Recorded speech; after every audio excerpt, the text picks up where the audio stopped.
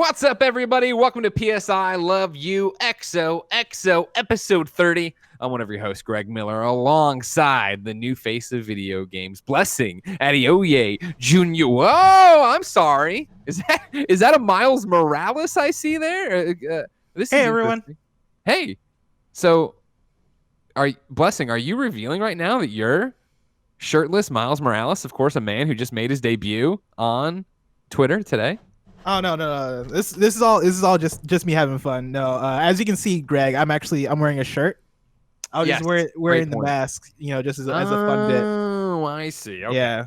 Because of course, you came over and helped me take photos of shirtless Spider-Man and shirtless Miles Morales over the weekend. I did. Yeah, we had a really good time. You called me up on Saturday, and you were like, "Oh, hey, Bless, the homie shirtless Spider-Man wants to introduce shirtless Miles Morales into the world." Yeah. And to be clear, because I got a few questions about this, shirtless Miles Morales is his superhero name. Like, right. we don't know his actual identity. We don't know who's under the mask. No. All we know him as is shirtless Miles Morales. Correct. So I came through and I helped you out, helped you take some pictures. Right. I am, of course, shirtless Spider-Man's official photographer. Everybody knows this from the lead up to Spider-Man PlayStation 4. So to get the call from the big guy. I hadn't talked to him in what feels like years, but to go there. And this is the first time ever where I was like, to take these photos properly, I need that reflective circle that all photographers like myself use. Yes. And so I called you to come hold that and help me take photos of both. Yeah. It was a really fun time. Yeah, they're great guys. I'd love to know who they really are. They seem really cool. Yeah. They seem like they've got their lives pulled together. Miles Morales, really cool dude. He talked to me a little bit about his workout regimen. He said he does a lot of push-ups and sit-ups, which helps him out. So I might start doing that. That was the feedback. I don't know if Kevin, if it's possible for you to show into these photos. Twitter.com/GameOverGreggy. Follow today. But that was one of the prevalent comments out there. It was like, what is shirtless Miles Morales kind of yoked? Kind of got something going on there. Yeah, because it was funny, of course, for shirtless Spider-Man for a long time out of shape. That was the joke. You know what I mean? And Harry didn't look like Spider-Man. You're shirtless Miles Morales kind of looking like a Spider-Man PS4 Miles Morales, Spider-Man PS5 Miles Morales. I mean, turns out shirtless Miles Morales has a really good metabolism, which gets him very far in terms of his physical fitness. And so, shout out to him. How do you post so much, Greg? How do you post so much? On Twitter? I like to live on Twitter. You know what I mean? There's a lot of good stuff happening on Twitter, a lot of horrible stuff, but I like to be one of the good things over on Twitter. So I like to go out there. Shoulders on this kid. Look at this. Shirtless Miles Morales has something going on. That metabolism, Yeah. Like on this photo here of shirtless Spider-Man and shirtless Miles Morales shaking hands, I did appreciate one of the tweet responses that was, I see the gut getting sucked in. I respect the gut getting sucked in. And I was like, as the photographer, I did notice that as well. As they look it almost looks like a Photoshop gut on shirtless Spider-Man because he's sucking it in so much because he's next to shirtless Miles Morales. It's crazy. Yeah, it's crazy. You gotta love it. But yeah, these are some great photos, Greg. You did a good job. Thank you. I got to witness it, and yeah, you did great. We got to get back in shape. Spider-Man Miles Morales, PlayStation 5 coming up, holiday 2020. Oh my God, I'm so excited. I got to be in photographer shape to have these kind of moments and understand what's going to go on in this man's career. Yeah, you understand, Kevin. You got it 100%. Totally. Yeah. I want to see about that. Oh, sorry. I was just gonna say I want to see a lot more of shirtless Miles Morales, and then a lot less of him. I want to see a lot more of him in the upcoming months, and then I want him to disappear. Okay, sure. I feel like that'll happen naturally as we get hyped, as we get hyped for But then there's always that thing, shirtless Spider-Man, of course, followed us to RTX London that one year. He's been to many an RTX Normal. He's been to PAXs and stuff. It kind of feel like once you meet these shirtless superheroes, they kind of become part of your life for the rest of your life. So it's kind of one of those things you'll never be able to get away from, shirtless Miles Morales. He'll always be one step behind you. Oh, interesting. So yeah, always be ready for that.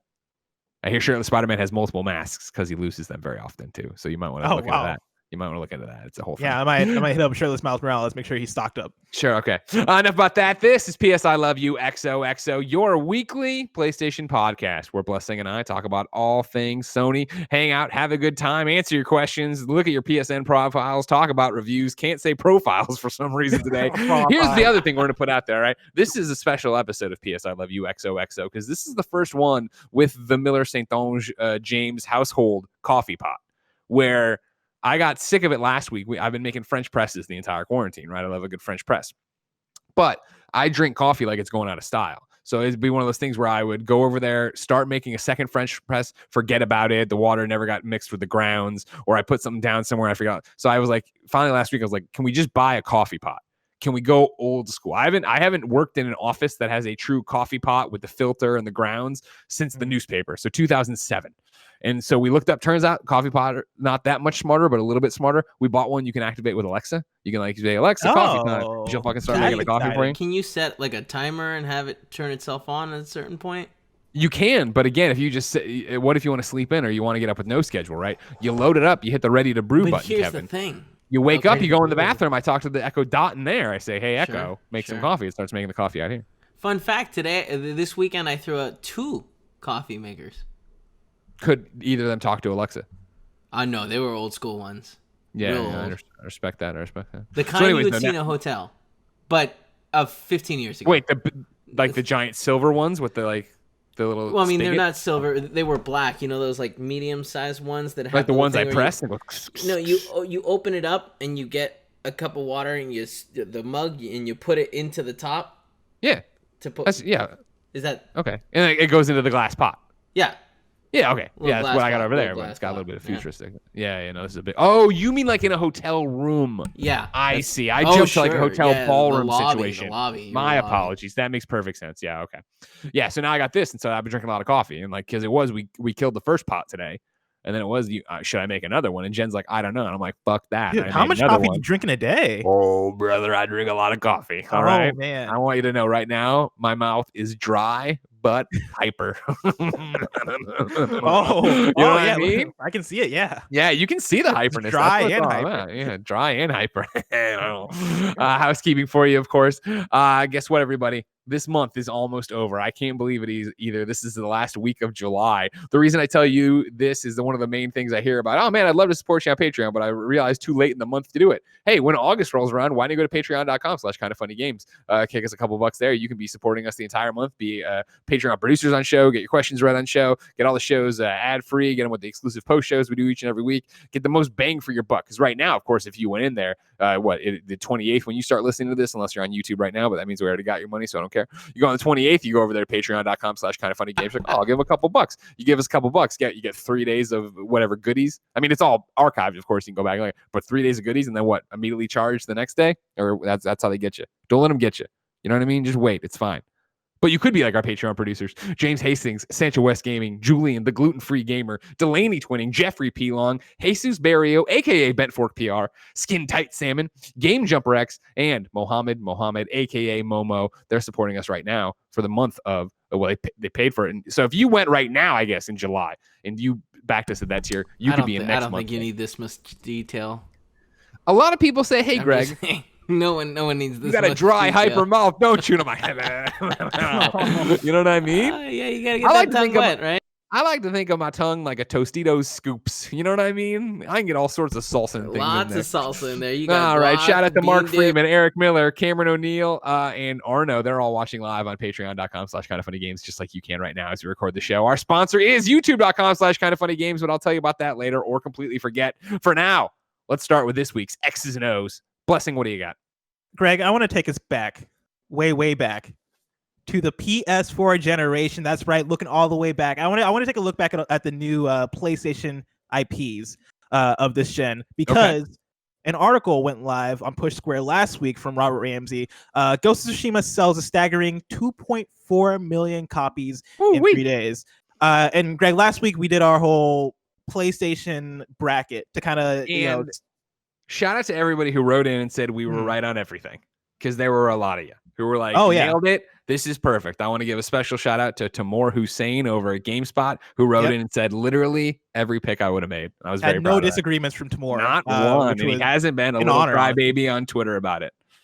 But yeah, like last week we did our whole bracket to kind of celebrate the fact that we got all our PlayStation exclusives, all the first party games have released with the release of Ghost of Tsushima. But another thing to acknowledge, Ghost of Tsushima is also the final, and I don't want to say this too definitively because I'm sure there are probably some exclusive games coming up that are new IP, but essentially the last big new IP of PlayStation this generation. So with that, I'm going to bring you to Robert Ramsey from PushSquare, who writes this: Sony has done it again. The PlayStation maker and publishing powerhouse has created yet another blockbuster property. Alongside the likes of Horizon Zero Dawn and Days Gone, Ghost of Tsushima can be labeled an undeniable hit, as it managed to sell a staggering 2.4 million copies in just 3 days.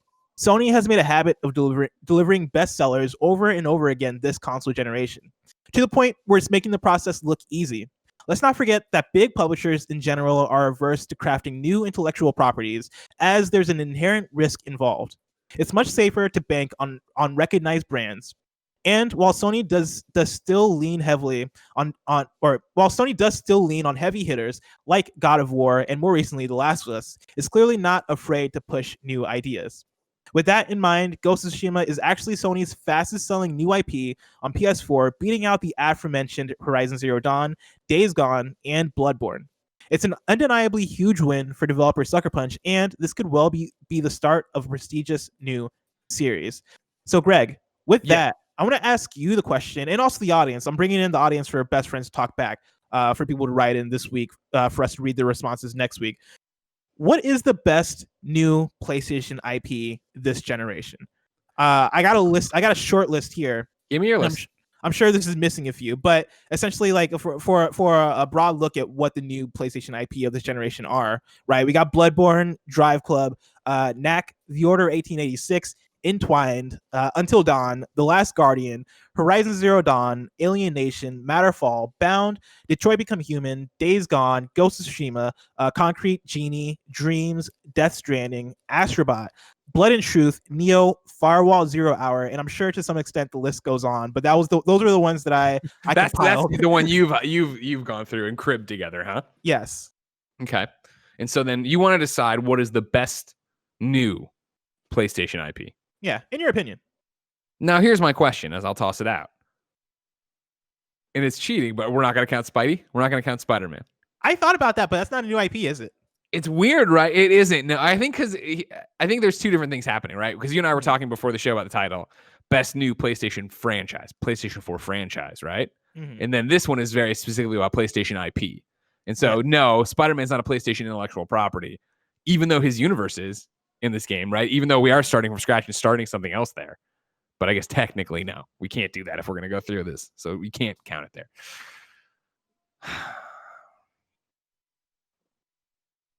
There are a lot of really good ones.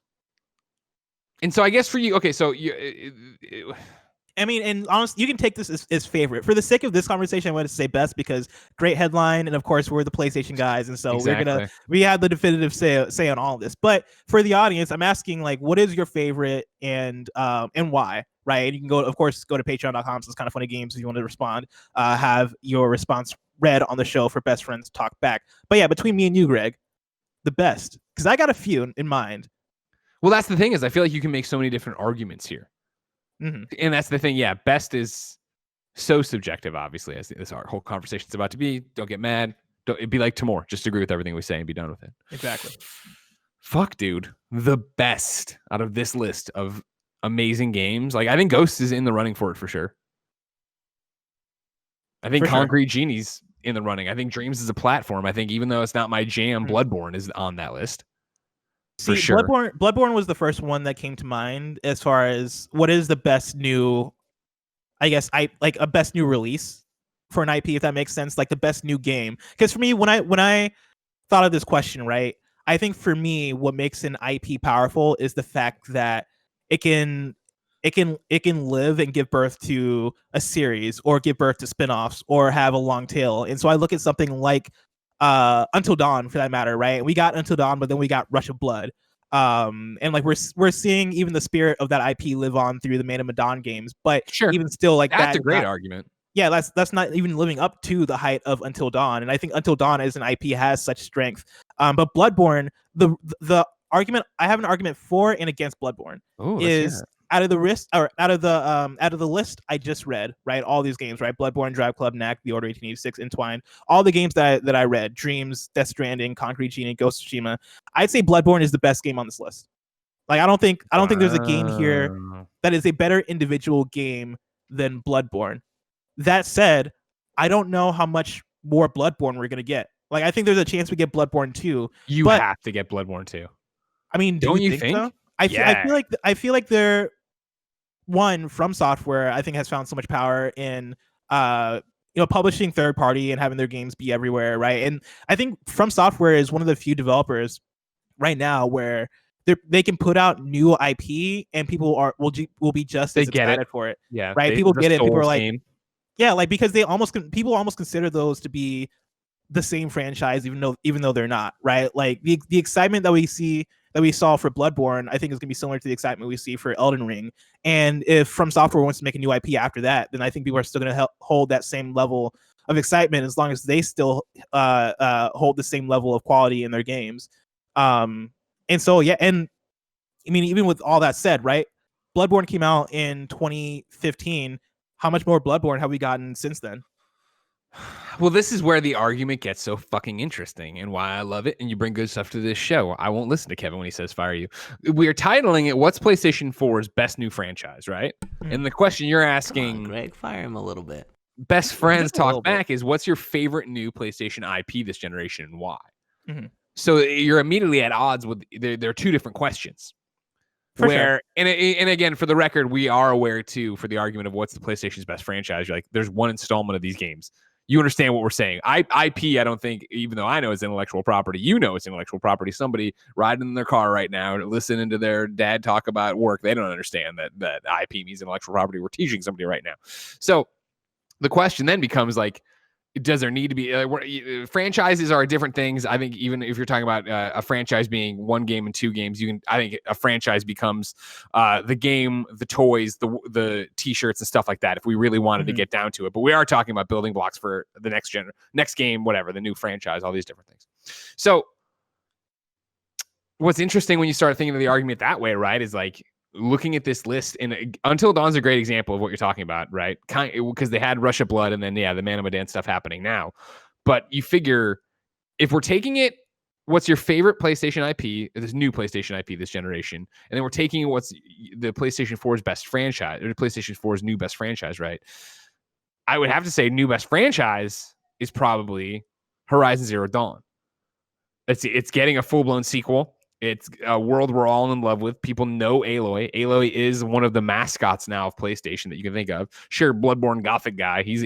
People know him as a PlayStation thing too. But in the same breath, I think a lot of people would recognize. I bet there's a sect of gamers that don't care about Bloodborne, recognize the character of Bloodborne, but also, do they even think of that as a PlayStation exclusive? Do they think of that as a PlayStation brand new franchise, intellectual property on this thing?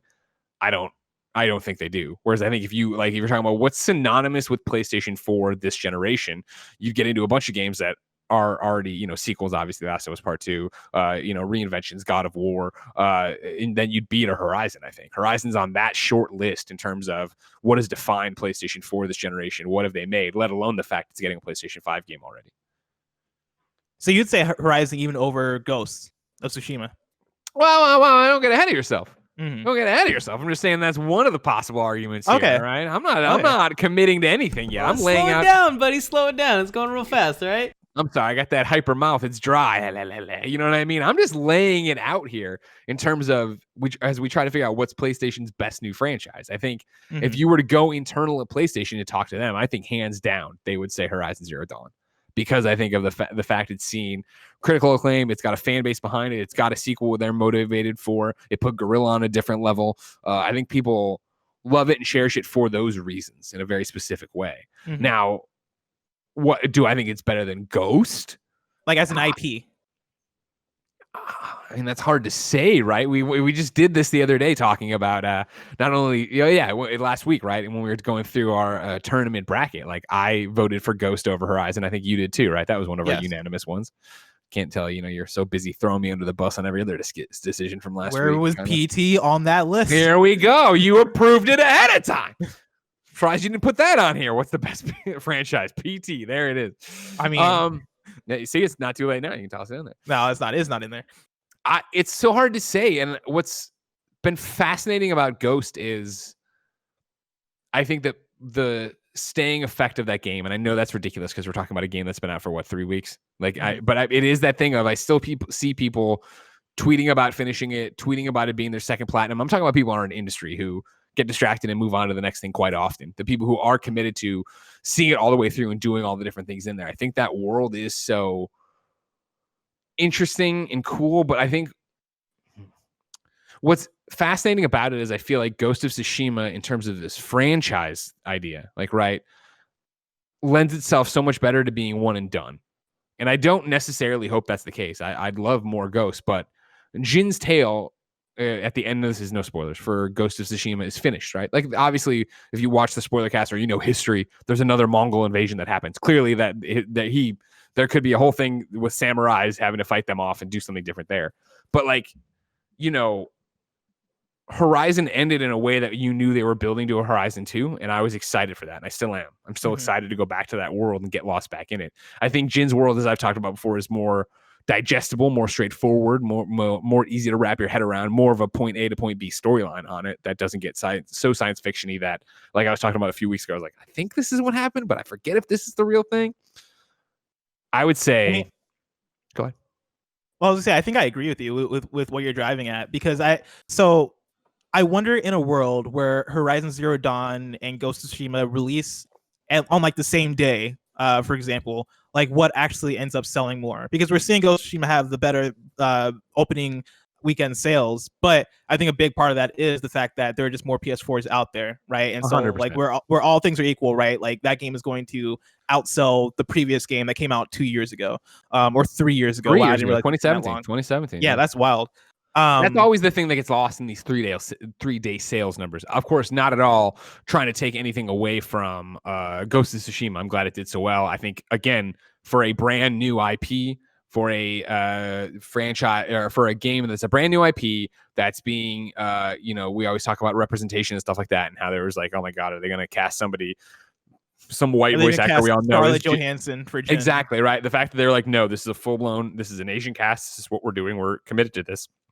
And first off, complete side note, if you aren't following, I think if you just followed Sucker Punch, you'd see enough of it. But if you follow Sucker Punch on Twitter, they're retweeting all the actors as they react to the thing. And it is the most heartwarming shit to go through and look at the actors, like Lady Masako's tweets about it, the Khan's tweets about it. Like, everybody's so stoked that they got to be a part of this project and that it's actually hitting and people fucking love it. Like, anyways, that aside, I'm not trying to take away from Ghost of Tsushima's great sales numbers, but it is that thing that gets lost, of course. So like, well, yeah, if it's a great game, and people dig it, like, obviously you'd expect it, 3 years after Horizon, right, to have sold better. What? Yes. 7 years after the launch of the PlayStation to have sold better, so that there's like obviously so many more millions of units out there. It still speaks that people are buying it. I'm not trying to take away from it, but it does become at some point a little bit apples and oranges as you start comparing 3-day sales records. And with the IP argument, right, Horizon Zero Dawn versus Ghost of Tsushima, I think you make a great point about what both of them are. Where I look at Horizon Zero Dawn, and yeah, like the way that game ends, right, that is obviously leading into what is going to be a next game. The world of that game striking me as something similar to something like Hunger Games, or something akin to that type of fiction or that type of entertainment that has, I think, somewhat of a broader appeal. Compared to Ghost of Tsushima, which Ghost of Tsushima could be one and done, and I would get it. Right, like Ghost of Tsushima could be one game, and I'd be like, all right, that makes sense. Like, this is a full story here. Like this, this is without spoiling anything, Ghost of Tsushima, but like, they could make a sequel, they couldn't, and like, both would make sense. And yeah, like I think there's something about Horizon Zero Dawn as a world, and as like, even just the idea of building a narrative and building what these characters are and building like what that world is, right? Like, there's something there that I think strikes me as more interesting than what Ghost of Tsushima is doing. Like, I like Ghost of Tsushima more, but I think Horizon feels bigger in terms of what it wants to be as a property than Ghost. I think it's the idea that, I mean, let alone the title of Forbidden West, right? Like, there's so much we don't know about the world of Horizon, right? Like, and I'm not really, I'm no spoilers, I guess, really for it, but like going through and piecing together what had happened in that world to lead to the future Aloy got to, right, was awesome and cool and exciting. And then it was the trying to piece together where you were in the US or what continent you were on kind of thing. The idea of them pushing that further and us going to a completely new thing immediately gets exciting, because you do go, man, yeah, what would the Forbidden West look like? What are the things over there? What are the creatures you're going to see? What is the environment and topography, Kevin, if you will, going to look like, and how varied is that going to be from Horizon 1, and how you're going to push the Decima engine and all that jazz? Whereas with Ghost of Tsushima, of course, doing a Ghost 2 I assume we're still on the island of Tsushima. Maybe we get off it pretty quick and we're into mainland Japan, which I am no feudal Japan expert, but I imagine looks pretty similar to what I just did. Maybe their cities are bigger and there's a little bit more. It's like that's a known quantity in so many ways. And I think Ghost of Tsushima was good and amazing, and I love that game or whatever. It's, stem to stern in its storytelling and its world building and the three parts of the island and all that jazz. Horizon Zero Dawn, I think, does immediately get me percolating more on what are we going to see there? What are the robot dinosaurs going to look like in that section? Are they something other than that? Where what did other tribes do when they got separated, when they broke off? Other civilizations when it all fell apart? Just because we know what happened in Aloy's section, we don't know what happened in the Forbidden West. Maybe there is a far more technologically advanced group. Maybe there's a group that is more like us or something like that. Yeah, I honestly, my answer to this question is probably Astrobot. Like, I think there's so much, to like what I think Astrobot. best new IP from this generation. I'd probably say as far as like what I think the potential of that can be, right? Like, it came out, it was on PSVR, it was an incredible platformer, right? It's now going on to debut on PS5 as Astro's Playroom. This thing that everybody's gonna have on their platforms. This thing that, for all intents and purposes, is probably gonna be very good. It is, and part of it is it's the tech demo for the PS5.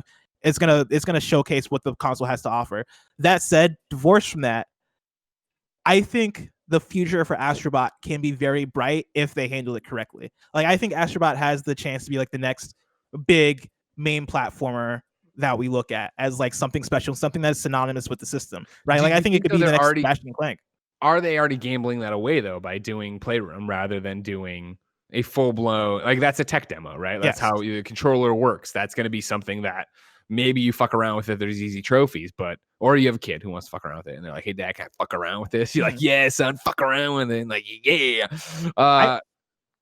I think yes. I think they are kind of gambling it away, but I also think that could work into their favor, right? Because like I mentioned, we talked about this on KFGD a little bit, where when Jeff Keighley did the whole demo of the PS5 controller and talked about how it felt and all that stuff, right? The game he was playing through was Astro's Playroom for that. And I came out of that being like, man, all right, so this game really is pretty much going to be a tech showcase, right? Like, there are levels in this game that are literally the inside of a PS5, right? Like, they're going through the air vents, they're going through a level that's like basically like the fans or whatever. Like, this is not what I want from Astrobot. That said, the game being in every single PS5 that is sold is going to expose that IP to everybody, right? Everybody that has a PS5. But doesn't it cheapen it that way? I feel like that was the thing, is that Astrobot Rescue Mission elevated that character out of the tech demo it was before, and suddenly you looked at it like, oh my god, what a great platformer. The problem, of course, is that it's on PlayStation VR, which immediately starts putting up hurdles to everybody understanding that. However, reviews, chatter, podcasts from people who actually played it were like, this is so special, this is so cool. I think if you would have not then immediately put them on PlayStation 5 as a tech demo, if you instead would have gone right from that to, hey, here is an Astrobot platformer that is just for PlayStation 5, that isn't PlayStation VR, it's just a really good platformer. I think that would have been taking that franchise to a different place. That would have been elevating it. But I think the fact that everybody's going to have the game and everybody's going to be exposed to Astrobot on a bigger level than we have been before, I think if now they go ahead and make the choice of, all right, cool, now that the PS5's out, now that we have Astro's Playroom out the way, what if we do now commit to Astrobot I don't know what they would call it, but I guess Astrobot Rescue Mission 2, but non-VR, right? Like, what if we commit to an actual full-fledged Astrobot platformer that is building everything out, that is going all the way? I think there could be power in that. Like, I think that could then lead to what is essentially the next Little Big Planet for PlayStation, where it is like, oh yeah, like, we all recognize this thing as synonymous with the system, and we all we come to it and we enjoy what the gameplay has to offer, right? Because it is more, as far as gameplay, right, it's almost more synonymous with something like a Mario or something like that, right? It's like kind of that ilk. I think there's something there in that IP if they navigate it correctly. And it might not sell, it's not going to sell as much as like Horizon Zero Dawn or Ghost of Tsushima, but I don't know, maybe, who knows, but I think it could be just as special as something like that. I agree with you, but that's why this is a mistake for them to put them back into the Playroom stratus. They had the Playroom, nobody gave a shit about them. They had Astrobot Rescue Mission, everybody's like, that's really cool. Now they're like, here you go. You're just on a fucking PlayStation 5 packing again. So I think people are gonna look at them and they're gonna be synonymous, but I don't think they're gonna be synonymous with, hey, that's a PlayStation thing. I think they're gonna be synonymous with, hey, that's a PlayStation thing I need to play, I need to buy, I want. I think it was the same way. I think even with Astrobot Rescue Mission, start putting him in that and starting that way, it was that, oh, the guy's from Playroom. All right, so is this a tech demo? No, it's a full game. It's this, that, and the other. Blah, blah. Oh, okay. And you get in there and you play it and you realize it's amazing, but they're mishandling them. They're mishandling them. All right. Now, that's what I'm saying. Not to derail the conversation, but I got a question for Kevin. Kevin, am I and or Greg Miller robotic-y to you? Because Greg has been sounding very robotic for the last 10 minutes. For me, he sounds pretty good to me. Keep talking, Greg. he sounds. Do I sound good? Yeah, you sound great. You sound good to me. Yeah. Greg looks then, like shit. Then I can ignore it. Fuck you. I think my Discord is being weird. Look at you. You woke up. You're not even fucking trying anymore. Plenty of hairspray. Look at this. You're all cubes though. Let me do while we're talking about stuff. Let me give it a little switch of the old server. There you go. He looks pretty. Yeah, so you just gotta hit on the HD button. Why don't you hit the HD button? Well, switch back to West real quick. Why? This is like when you play Halo Combat Evolved and you go back. Exactly. Okay, there it is. Because I'm scared to stay in South because it's so far away. I am too. If I'm being totally like, you know what I mean, right? Like, it feels like if things back. go shit in South. Today with Tim, I didn't switch back though. I left it during game. Oh, and it worked. Oh, look at that. Greg looks like crap again. Dude, let's go back to South. Let's just see what happens when we just stay in South. What are you guys doing? I have no idea what this means. Top right corner, you can change your region, and that changes the server you're connected to. You know what I mean? So now you look good, Greg. You look good. You look hot. It's a good look. Thank you. It's a great look. So we believe in the U.S. South now. I mean, I didn't say it. So we've not mentioned quite a few games on this list, right? Like we have not mentioned Concrete Genie. Oh, good. Concrete Genie is actually a pretty good one. So why do you say Concrete Genie? I say Concrete Genie because Concrete Genie is an original IP, as you argued that this needed to be. And of course, that I think it's a stellar debut. It is a critically acclaimed game. It is criminally underplayed, ladies and gentlemen. If you have not played Concrete Genie, I urge you to go pick up Concrete Genie. I'm sure it's on sale or something. Just a beautiful little story, beautiful cutscenes that like feel like you're like looking at a felt cartoon. The world is a joy to explore. There's not a moment that isn't fun in that game, IMO, and going through and playing it. And so what I'm interested in about that is I don't peg that as a franchise. You know what I mean? Like I peg that as a game. I don't think you're getting a Concrete Genie 2, which is sad and not sad, where it's, Pixel Opus making this game. They know what they're doing. And the first one for them was Entwined, right? I always think of it was the stealth release one, right? Entwined people? Right, where it was the two things flying around like that. I'm not wrong about that, right? No, yeah, that's Entwined. I didn't realize it was the same studio. Let me double check on it because I'm pretty sure I'm right and that it was released at that PSX that one time. Yeah, Entwined. Yeah, 2014, 2019, Concrete Genie.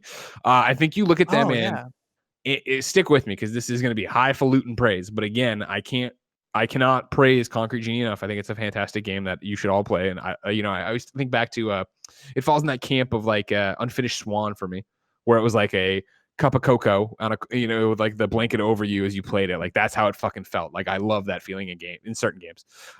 For me, I'm not giving them this much pressure, I guess, to say, but they strike me a lot like that game company in terms of like they're going to keep making different experiences and they're going to keep learning and keep getting better. And so I think that here's Entwined, which was a weird game that was like, okay, fine. Here's Concrete Genie. It was like, oh, holy shit. Like, not only does this game have something to say about bullying, which, obviously hits home right now and should hit home all the time. It's beautiful. It's fun to play. What is their next thing? And I don't think looking at it, I think Pixel Opus is still a Sony developer that is, they're doing great stuff right now, but they'd fit in so well in the PS3 era when it was, let's make weird shit. Just everyone would make weird shit. I feel like they're still being encouraged to make weird shit. And it is that thing of like, listen, you're a small team, you're a small studio, you probably don't cost that much to run or keep on our ledger. So pitch us the games you want to make. We'll come in and say yes or no, and then you go, and they can be weird. You can make the weird games. You don't have to worry about a Concrete Genie 2. We want you to still be our art house. We want you to be UB Arts. We want you to be something that is taking chances and getting us acclaim in places we wouldn't necessarily get, and have stories to tell and things to do. And I think that's where it gets interesting, where I don't think Concrete Genie is the best franchise, right? It's one of my favorite IPs, new IPs out of this generation, but I really think it's that Pixel Opus is one of my favorite developers, right? I think there's somebody who doesn't get talked enough when we talk about Sony first parties and what they're doing. Are they a Sony first party, Pixel Opus, or are they just producing first party games? No, they're first party. Oh man. Yeah, they're down in San Mateo. They're like, they're here. Yeah, I never really thought too hard about Pixel Opus, but yeah, like entwined. Honestly, it's that thing where they fly underneath the radar. Where I think that, and that's to be expected. I think when you're talking about, these giant studios that surround them, whether it be Insomniac now, Naughty Dog, Guerrilla, or whatever, Polyphony, right? Then you talk about Pixel Opus, this like tiny team comparatively. That's it. Just plug it away in San Mateo, making weird shit, and everybody's like, cool, keep making weird shit, and like.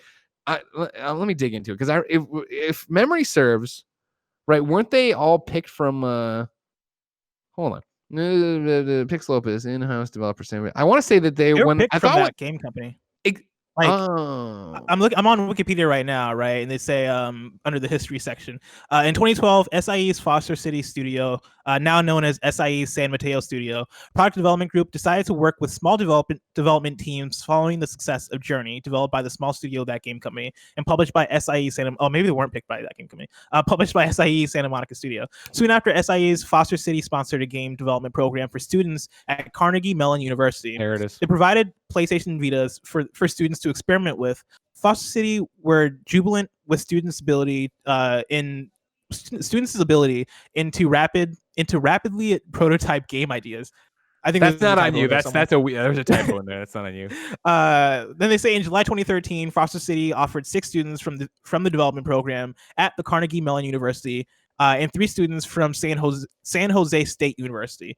That's what I was driving at. I remember when Entwine got debuted and released, obviously, and I remember them talking about them being a bunch of college kids they hired, like they were from a college program. And so that, I think, is again what we're talking about, of opening your doors, finding new young talented developers, bringing them in, forming a studio, and then letting them run wild with it. Let them go with their imagination. That's really cool. Create shit. Yeah, and I love that about them, PlayStation and Opus. And so, what happened there?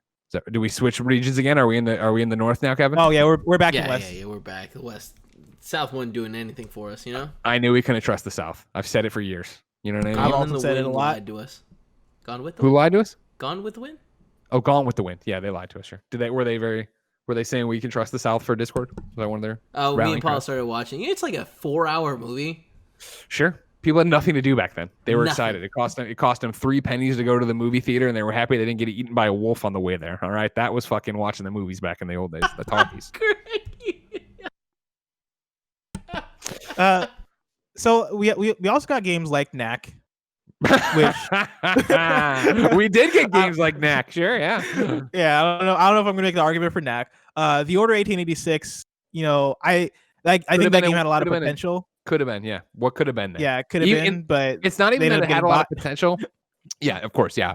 Ready at Dawn got bought, but I mean, even if you were to turn around and try to give that franchise to somebody else, I think just the wet fart that greeted the Order 1886, right? Of like, oh, it's short and it's pretty easy platinum, and everybody was really excited for it, but it just it doesn't do it. Like, if that could have had a different reception, just to have people excited for the sequel, because it did end in a really interesting spot. It did end with like Gallahorn, what was his name, right? He was on his own now, and there was werewolves and vampires we had to go fucking fight. I was like, fuck yeah, all right. And he was kind of like looking over London. I remember being like, if they got another Ready at Dawn, incredibly talented studio. I loved all their work at the time on the PSP God of Wars. Since then, obviously, Lone Echo, amazing Oculus game. They had done so much good stuff already, though. So it was that thing of like, they just didn't nail this. But if they could, obviously expectations were super high when you're like, it looked beautiful. It had been promoted for a long time. You were looking for a PlayStation 4 exclusive.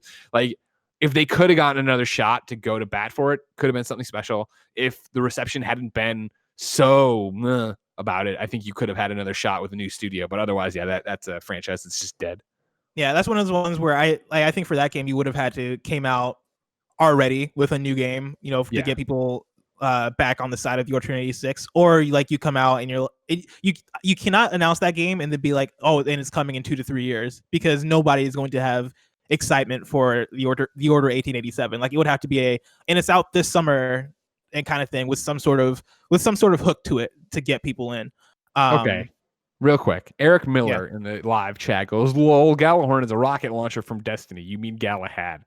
How fucking close are those words? Galahorn, They're Galahad. So close. Come on, man. Come on, dude. Cut me some You're asking me to, hey, remember that really mediocre game from fucking 2015? What's the main character's name? You're lucky I was in the same ballpark of it, sir. All right? Eric Miller, we can't time people out on YouTube, but you're timed out.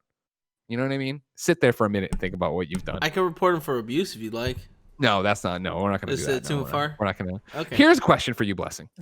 I just talked about, Order 1886 coming out. A wet fart not being, nobody really being behind it. Kind of DOA on that one. What is? I don't think, and I think I know you well enough that you're not going to make the argument that Days Gone is your favorite franchise, new franchise, new IP from. I mean, I've not even played Days Gone, but do you hold out hope though for a Days Gone 2? Do you think? Because here's my thing: is I do think that there's definitely going to be a Days Gone 2. I'm excited that there's going to be, and I think it's really going to be fucking Days Gone #1 isn't a bad game. Days Gone #1 is a game that didn't click for me and a lot of reviewers, and I've seen in the similar thing of people coming back to it. I've seen plenty of tweets that are like, "Oh my god, how is this game still going?" But has a fan base that is rabid for it and loves it and thinks it's awesome. But and that's why not just make Siphon Filter? Siphon Filter, right? I mean, you're not wrong. You're not wrong about that, but we are talking about IPs and things like that. And remember, spoilers for Days Gone, everybody. Spoilers for Days Gone, everybody. Remember, if you get the true ending and do everything, it turns out that it's pretty much in the Siphon Filter universe that really game failed. Oh yeah. Whoa. Turns out it's not like. Wait, you just made that up, right? You just made that up right here on the spot. That can't be real. That can't be something that's real. You find the stun gun, you find Gabe's stun gun and stuff like that, but eventually, if you piece together all the collectibles and shit like that, it's basically it's not like Gabe did it, but it's one of the things that Gabe Logan would have been out to stop didn't get stopped, and actually unleashed this virus and made everybody into fucking freakers. Pretty cool. Interesting. But don't get me wrong, I'm not saying that disqualifies them from doing a Siphon Filter. I think that's more of definitely a nerdy Easter egg. You read all this stuff, because I don't even remember the organization that's the bad guys versus Gabe's organization. I can't remember, but it's that kind of thing. It's not like Gabe Logan fucking died in combat and this is why this thing got it's not like that kind of thing. It's more like talking about organizations and shit like that. So I would love another Siphon Filter. It's again that you're not on the inside, obviously, with these developers to know where their head's at. And I think you look at Sony Bend and you look at Days Gone, and I think and I'm speaking completely out of my ass because obviously we know people up there and talk to them. But I would say that I would think the reaction to Days Gone and finishing Days Gone makes them go, fuck, I want to give us another shot. Let's go. Let's get out there and make a 9.0 that everybody looks at and is like, that's a great open world game. They did this, that, and the other. They changed this. They softened Deacon. They, got you to the hordes faster, because that was one of the big complaints. That's really fun, but it's 50, 60 hours into the game. I think with a few tweaks, Days Gone could be really special. And I think that right now there's a group that has found something incredibly special in it. And I think that I would love to see them get the chance to show everybody that and come out and do that. Because again, Sam Worthington, Courtney Taylor, right? Elizabeth in BioShock. Yes. Oh, the actress? Yeah. She's the female lead in Days Gone.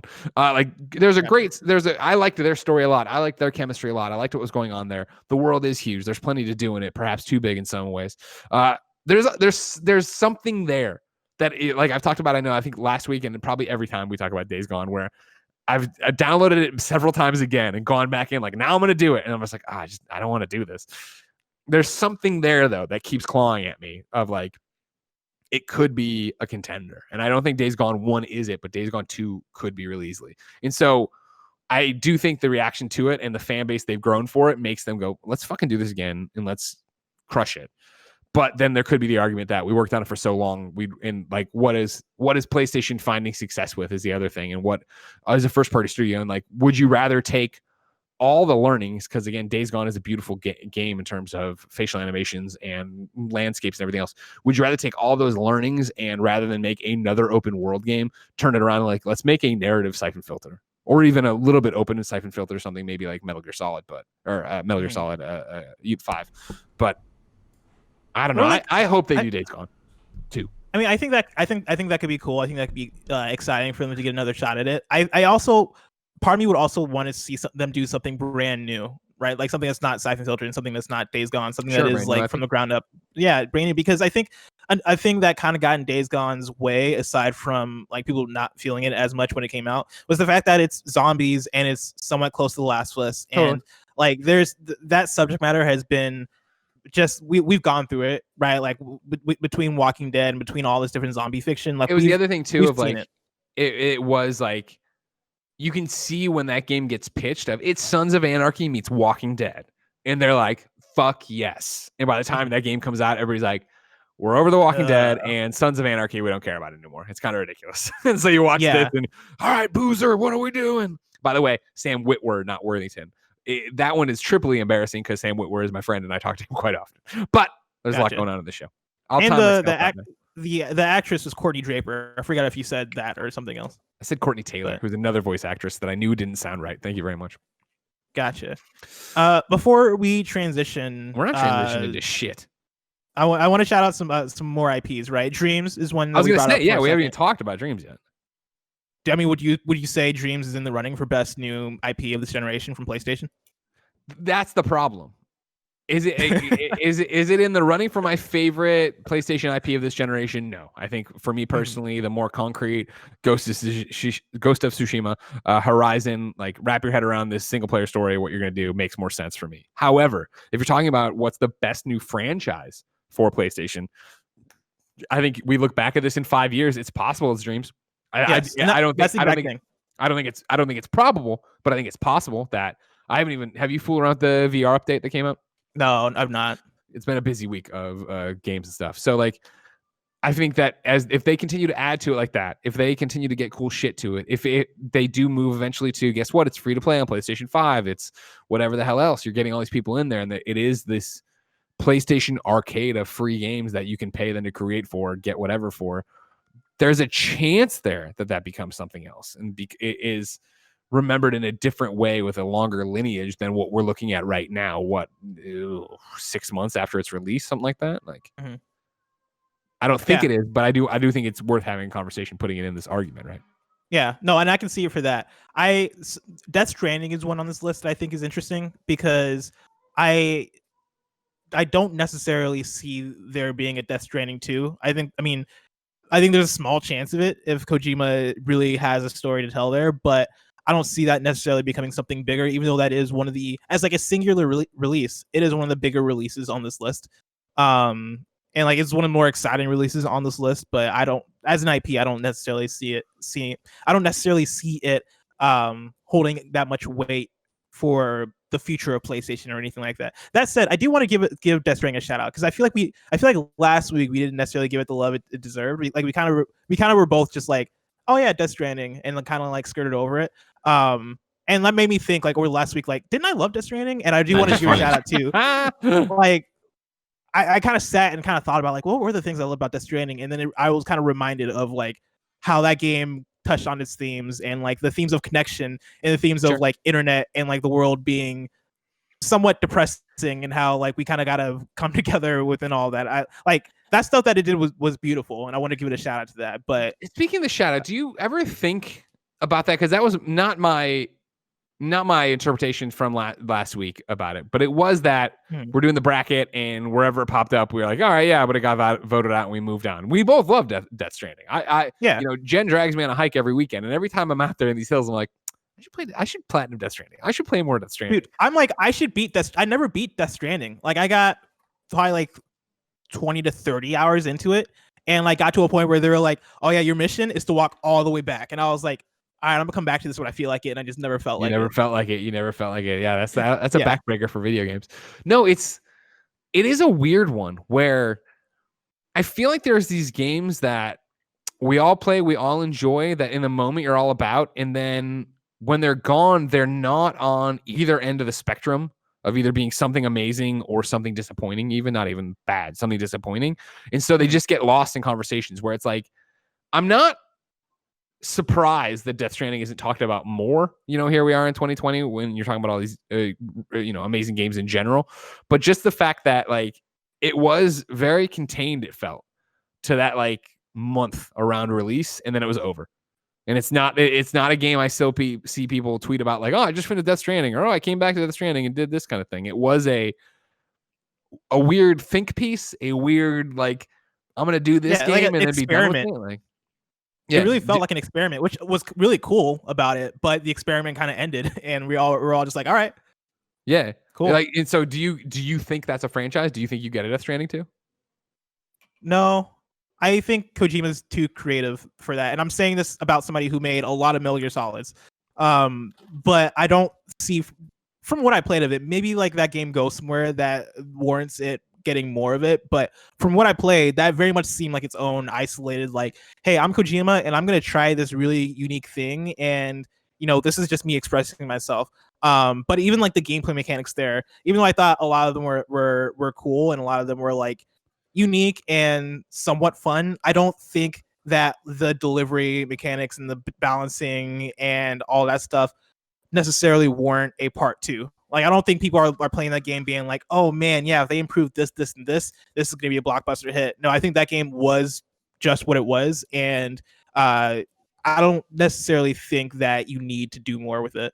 I also feel like that, post Metal Gear Kojima is in a very stick with me pixel opus place where it's like, cool, you did, and this isn't pixel opus place at all, but you did Metal Gear for how long? Like, stretch your legs. What do you want to make? And he's like, yeah, I'm going to make this weird Connect USA game, and then I'll double back and do this. And then like, how many ideas does he have percolating that he wants to go make? And I know that I heard on Games Daily again today, you guys talking about yet another rumor of the him horror coming game. back to a horror game. So it's like, yeah, whatever he's gonna go do, he's gonna go do, and it's gonna be great. But like Death Stranding, what like this is such an interesting question, because when we talk about your favorite new IP or what's the best franchise, the idea here is that there will be more of them, right? That they've done something here, they've created something.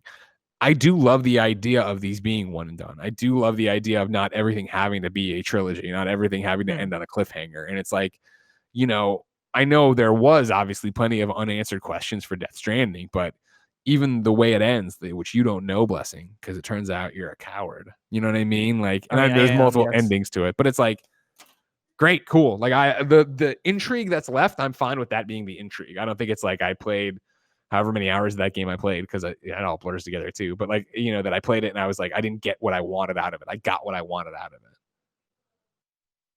So are there any other games on this list that you chat out? Like Drive Club, I don't think has much. Nobody's shouting out Blood or Drive Club. Get out of here. I would shout out Blood and Truth, which I thought was a great VR game. Hold on. Drive Club VR was really good. Was it? I don't know anybody who played it. Drive I told Club you Kevin plays. He has the sled. It was amazing. Oh yeah, we did talk about this. It was phenomenal. Last week. Greg, did you not play Drive Club VR?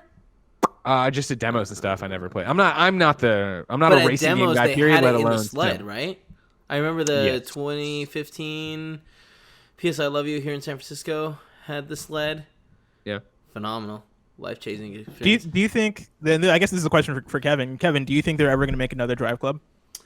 I don't think so. I mean, I feel like we would have maybe shouldn't we have already gotten one by now? Probably. When did VR come out? That had to be because 2015 3 years ago. 2015 was the VR add-on, which already the Drive Club had been out for a while. And now I really like Drive Club. I think that the way it teaches you how to become a better driver is really cool. And Gran Turismo better driver in real life? No, like in the game. Okay. I was thinking in real life too. And I was like, oh, is this like Rocksmith? No, it's not like a story mode, but it is start at this low end competition, and you can choose to do certain things to where it can teach you where to brake better, and as you move up, the cars get better and you get better as a driver. in the game, and maybe in real life. I don't know. I'm pretty good as a driver. I don't want to brag. So I'm just saying, I think, slow down. You know what I mean? Give Drive Club the respect it deserves. The reason I dismiss it so quickly is because that I remember the first initial launch just being a disaster. What is and people being like, PlayStation when Plus is this version? game coming out? Oh my God. Like, yeah, them putting out the PS Plus version. I remember then downloading that version and not having access to anything, and me being like, all right, so do I have the game or not? And being very confused about it. And like that game just went through a super tumultuous release. And if I don't know how many people played VR, but if VR is dope, I think like a PSVR 2 version of Drive Club that is just, hey, here's Drive Club VR 2 could be an exciting thing if they find like if there's like a community there. I don't know if there's. I mean, they should just get everybody in line, and the next Gran Turismo should just have it. You know what I mean? Like, and that'll probably be the Gran Turismo Sport did in fact have VR. I didn't. But it wasn't the full thing though, right? Wasn't it? I remember there being. I don't know. You gave me the disc, and then somehow between going home and you giving it to me, I lost it. What? Yeah, I was about to say, like, we need to put Kevin on assignment to play Gran Turismo VR and report back. Oh, the sleds in the garage and not put together right now. We'll get there eventually. Think about how fun it'd be, and it'd be great content. People would really want to know. What does Kevin think about Gran Turismo VR? If I set them up both up, would you come over and play it? Probably not. No. Gran Turismo isn't really my jam. I know there's a PlayStation podcast. Gran Turismo Sport isn't exactly a fully fledged PSVR title. Since you can't play the full game in VR, you're instead relegated to a much less extensive VR arcade mode that features all racetracks, but only a single AI opponent with a non-adjustable and frankly laughable difficulty. That was roadtovr.com. Laughable. That's really funny. If they made like a Gran Turismo that was like the Forza Horizon version of Gran Turismo, I would play the mess out of that. But yeah, just regular Gran Turismo. I'm not necessarily all about it. I think Firewall Zero Hour, a fantastic PlayStation VR game. I don't think it's a franchise, obviously, that's going to launch or do something. I hope everybody's played it. Neo, I know wasn't for me, but I know people did dig it. So yeah, you know what? There are probably people out there that would say Neo. Yeah. Like, I know Neo has a fan base. Had its moment in time there when that dropped, and it was another one of those quiet springs where everybody was all about it. Like Neo 2 came out this year, like earlier this year. Nobody gave a shit. Imran Khan loved it. Imran Khan loves the weirdest shit. All right, we don't have to listen. It's taking advice about games from Imran Khan is as good as taking it from Jared Petty. You don't know what you're getting. It's going to be incredibly nerdy. How dare you? All right, Imran is way better than Jared Petty. Have you seen Jared's list? Jesus fucking Christ. What I got today was Jared Petty really wants to talk about Suikoden, by the way, on a kind of funny games daily. I might let him. Here's what I want you to know. Here's the text I got from Jared Petty. Not that I would ever leverage friendship to feed my endless narcissism, but and need for validation. But if anybody did want to talk randomly and call me during a time of day about Suikoden hype, I can do it. I'm in. Because there was a tweet about it because it's Suikoden's spiritual successor, right? Yeah, Ayuden Chronicled. Yeah. Call him tomorrow. Just give him 15 minutes on the show. Yeah, I might call him. Okay. But yeah, looking at the list. So what's your pick? What's your final pick? That's a one and done. My final pick, honestly, I'm like in the air between Astrobot and Horizon Zero Dawn for like two separate reasons. Like I'm gonna commit to Astrobot just because like I think there's so much opportunity there with it. Like I think you can make toys. I think you can make spinoffs. I think you can take that franchise so many different places. Like there's so much potential in Astrobot. I know it sounds like a joke, but I'm dead serious in saying that like I think that could be the next Little Big Planet. You are living in. I love where you're at. I just wish I could be in that universe with you, where it's like PlayStation All-Stars 4 is out. We're having a great time playing that. Everybody's super excited. Like, you know what I mean? Like, there's none of the things you just said are going to happen for Astrobot. No, right? You don't think there's going to get Astrobot toys? And Astrobot probably already is. Funko Pop? To the PlayStation Gear store. There's no Funko Pop coming. Well, actually, you know what? They'll make anything for a fucking Funko Pop. So except us, apparently. Which I say because I've never really tried, but they haven't made a kind of funny one. Well, dude, I'm on the I would love to be a Funko Pop. Funko Pop, are you listening? Blessing would love Funko it. Pop, if you're listening to this, great. I will happily. No Astrobot that I can find on the PlayStation. I was gonna say, Greg, what would your Funko Pop outfit be? Would it be what you wore in the EA? that collar shirt everybody liked. Yeah. No, I think I'm either shirtless or I'm in the blue kind of funny hoodie zipped up. I would like for one of your guys' Funko Pops to come with a mini me, or maybe with a mini. If you buy you mean a Kevin? Yeah, like a mini Kevin. Yeah. Oh, that'd be Tim's, right? Tim's would come with a mini Kevin. Maybe. Yeah. But now I'm thinking maybe you gotta buy all 4 and you get 4 pieces. Put me together. Sure, that makes sense. Yeah, I always like those packings. But the problem is usually the thing you're building is huge. Like but now we're building a mini Kev instead. Yeah, change it up. Right. You know what I mean? It's fair enough. Little head, Funko Pop. These are $1 body, million ideas for shoes, you. Maybe arm. All the things what's you your said. Pick? Yeah, I was gonna say all the things you wish could happen for Astrobot and never have a fucking chance of happening are what's happening for Horizon Zero Dawn, and that's why I'm picking Horizon as PlayStation's best new franchise and IP, however you want to phrase it or whatever. Favorite is an interesting one. I think there's a right now my favorite out of this list is Ghost, but I also am like so high on Ghost right now, still coming off of it, wishing I could play more of it, waiting for my Funko Pop of Jin that I ordered.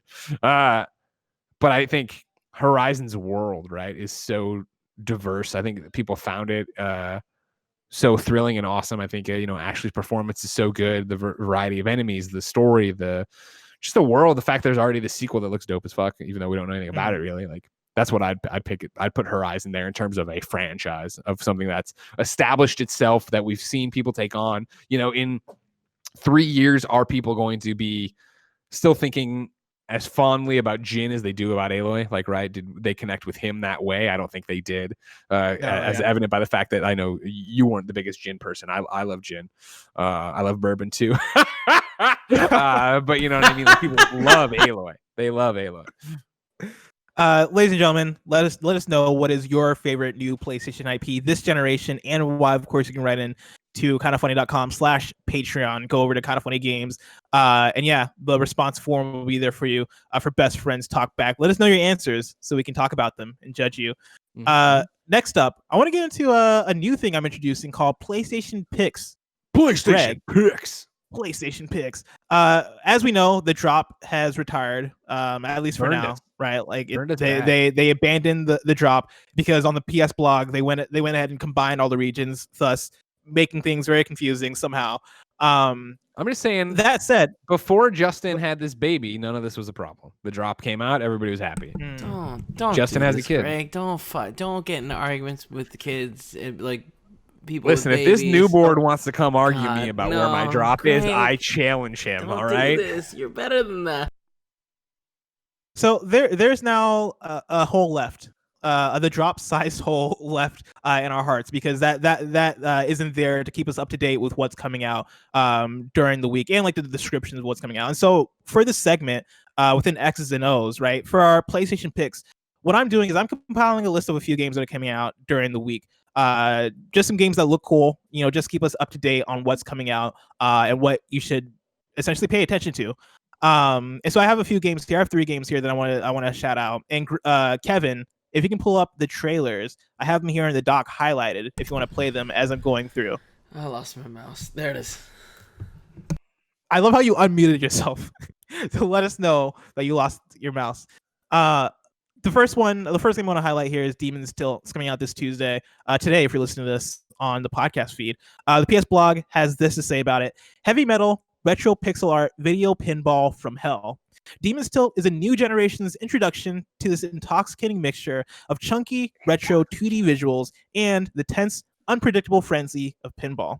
This Tuesday, today, prepare to unlock the secrets of the cathedral's dark ritual and do battle on the leaderboards in Demon's Tilt. Kevin has gameplay up here. I saw the trailer and I immediately added it to the list. Like, this is one of those ones where, as I was going through, I was going through, like, the PlayStation does have like their list of games, but just without the descriptions. Yeah, there's no descriptions anymore. Yeah, and so like I was looking through and I saw Demon's Tilt and I was like, oh, I want to see what that is. Are you and looked it up and I was like, that looks cool. I mean, no, I played a lot of pinball on Windows back in the day, like Windows 2000 or whatever, when they had the pinball games in there. But this looks like a really cool pinball game. And like I think it came out on PC like a year or so ago, and I saw that people had some good things to say about it. And so I wanted to give that a shout out. Does this do anything for you, Greg? No, I've tried so many times to love pinball and I just can't do it. It just whether it's in the real world playing a pinball machine, whether it's in either Pinball FX or the Vita. I know there was Pinball FX came to Vita. There was another Vita that was like the Bally's tables and all that. I remember playing that at the DMV trying to get trophies. I just can't do it. Also seem arbitrary, right? Totally. The rules tilt. Yeah. There's objectives. Tilt is like when the ball gets stuck. I think it's just hit the thing. It's so annoying. When you tilt it to try to control where it goes. Bless. I'm hitting. It's like I'm starting to light things up, and then it goes up a thing, and then the screen comes up, and it's like whoa, whoa, whoa, and then suddenly a million points, 8 balls. What? No, it's like I don't know what's happening. He's got to I'm understand. scared. What is the thing when you lose to? It like puts something up that isn't even like game over. It's like, and then suddenly, hey, here's another ball. Like, yeah, so extra did ball. I not lose? Did I not lose? What the fuck, dude? You don't like getting an extra ball? Pinball to me is a lot like just gambling in Vegas. It's like, here's a waste of my fucking money. You know what I mean? And that's one of the things. That's what I think. It's interesting too, because like, imagine if you had grown up in the Stone Age like Nick, and like pinball was all you had. I wouldn't have gone into video games either. Like, I wouldn't play pinball and be like, you know what? I'm gonna make a living writing about pinball reviews. I'd be like, no, I'm gonna go work in the coal mine like everybody else, like my dad before me. But I mean, you're making good points. It's like I get it. That's the kind of thing where I think a lot of people have the way people think of video games. I think they think of that because they played Frogger or Pong or whatever, what's Asteroids, and they were like, oh, it ate my quarter. I didn't have that much fun, and I'm out of here forever. Like, that's how I feel about pinball. We also got Skater XL. That's also out on Tuesday, July 28th. From PlayStation.com. Of course, most of us already know what Skater XL is, but here's a description from PlayStation.com.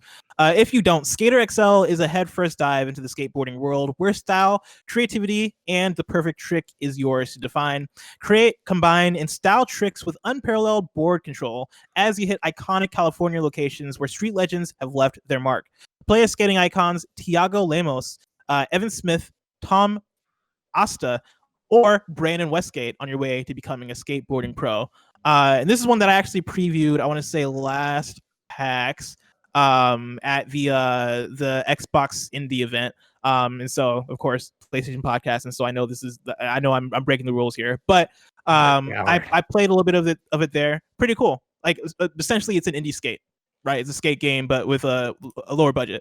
But I found it to be pretty cool, and so there you go. If you're interested in Skater XL, I was very confused and thought this was Skate City, but it came to the Apple Arcade, but it is not, which means that I'm looking at my email for literally since December 2018. I've just been like, it's that other game, or I guess that's not true. December 2018, I learned about Skater XL, and then when Apple Arcade came out and they started doing Skate City, I just said that's Skater XL. And now I'm here and I'm like, oh, these are very different games.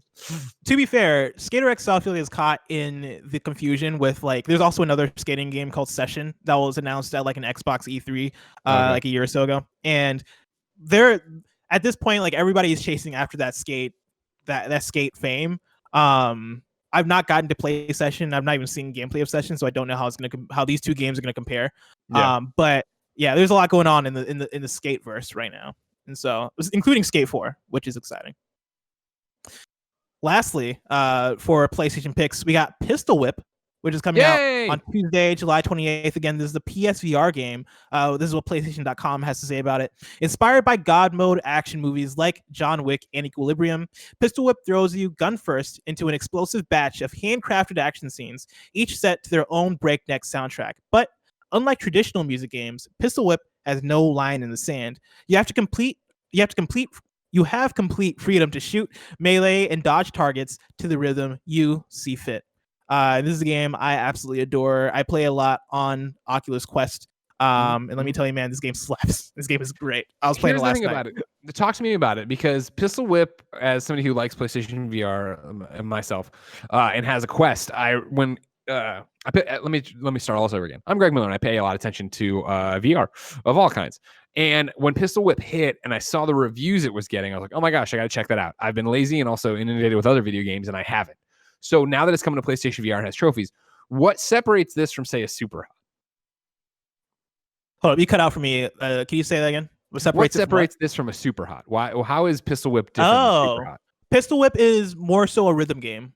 You are on. So Super Hot, of course, in VR, as you know, is when you move, that's when the enemies move, right?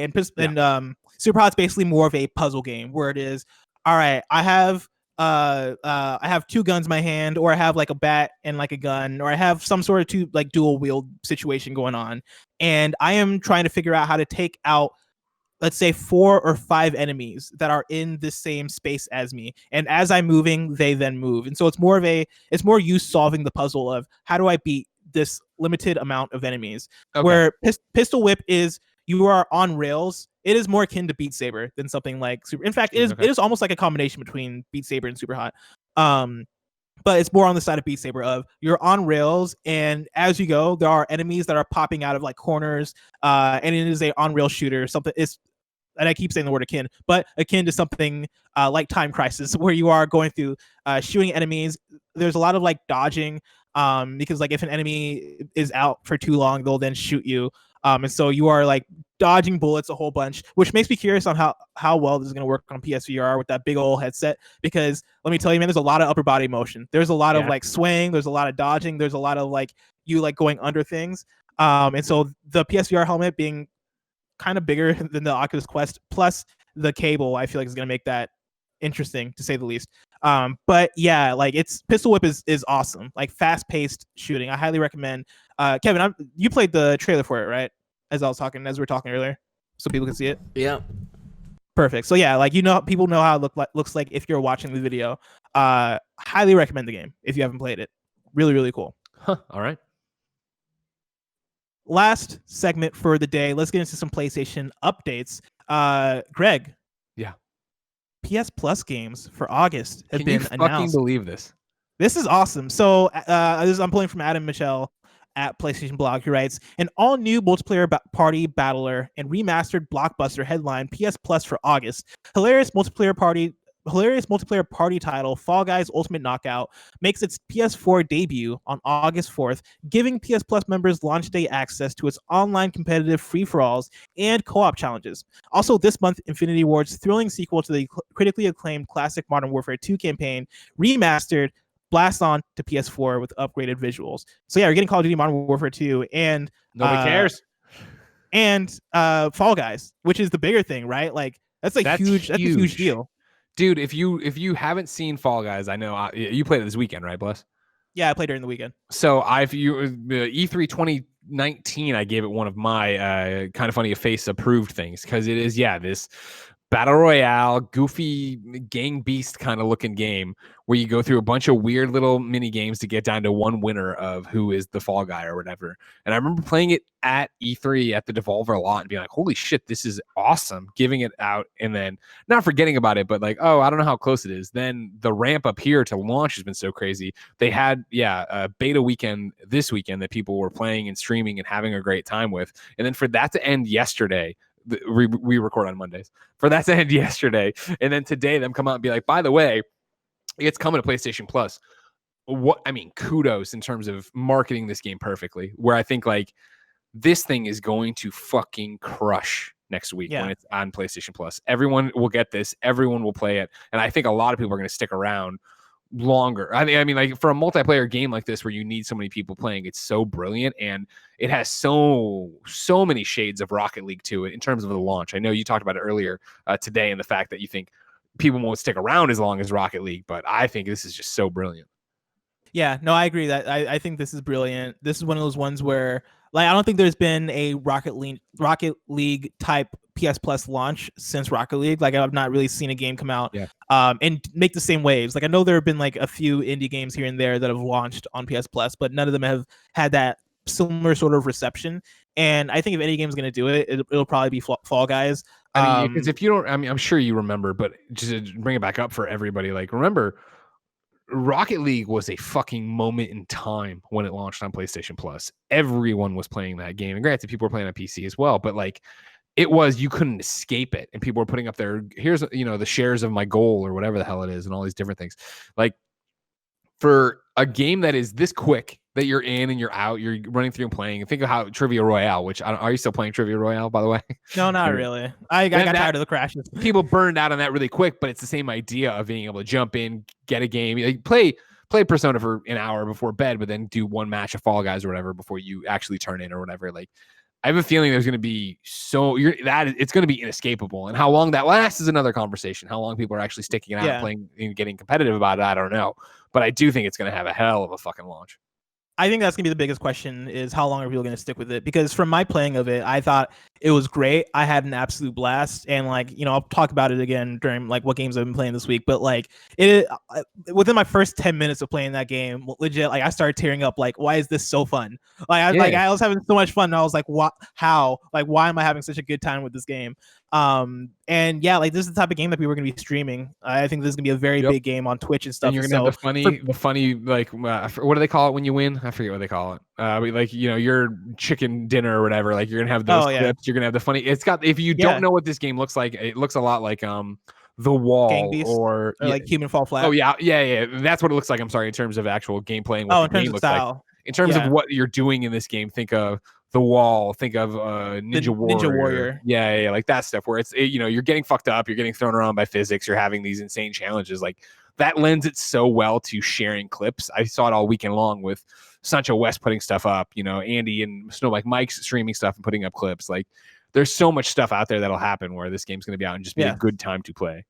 And over the weekend, this game was trending very highly on Twitch. And so, like, if you combine that with the fact that so many people are going to come in and watch their favorite streamers or watch whoever playing the game and then be like, oh man, this game looks fun, and then see that it's free on PS Plus, that is gonna bring such a large base to the game. And I mean, it's gonna bring a lot of people to PS Plus too, and we'll see how long those people stick around. But there's such great synergy there that you love to see, and so very exciting stuff.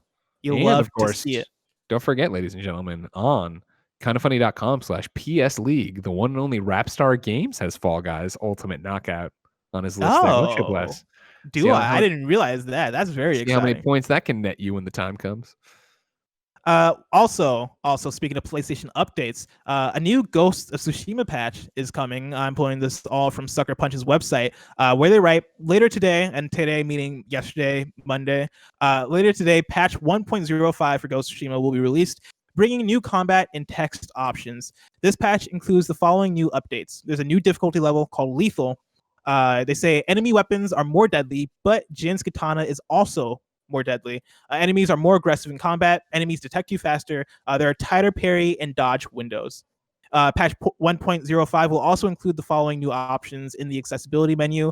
We got lower intensity combat, which is meant to maintain the heart and feel of Ghost of Tsushima combat while relaxing several timing specific elements.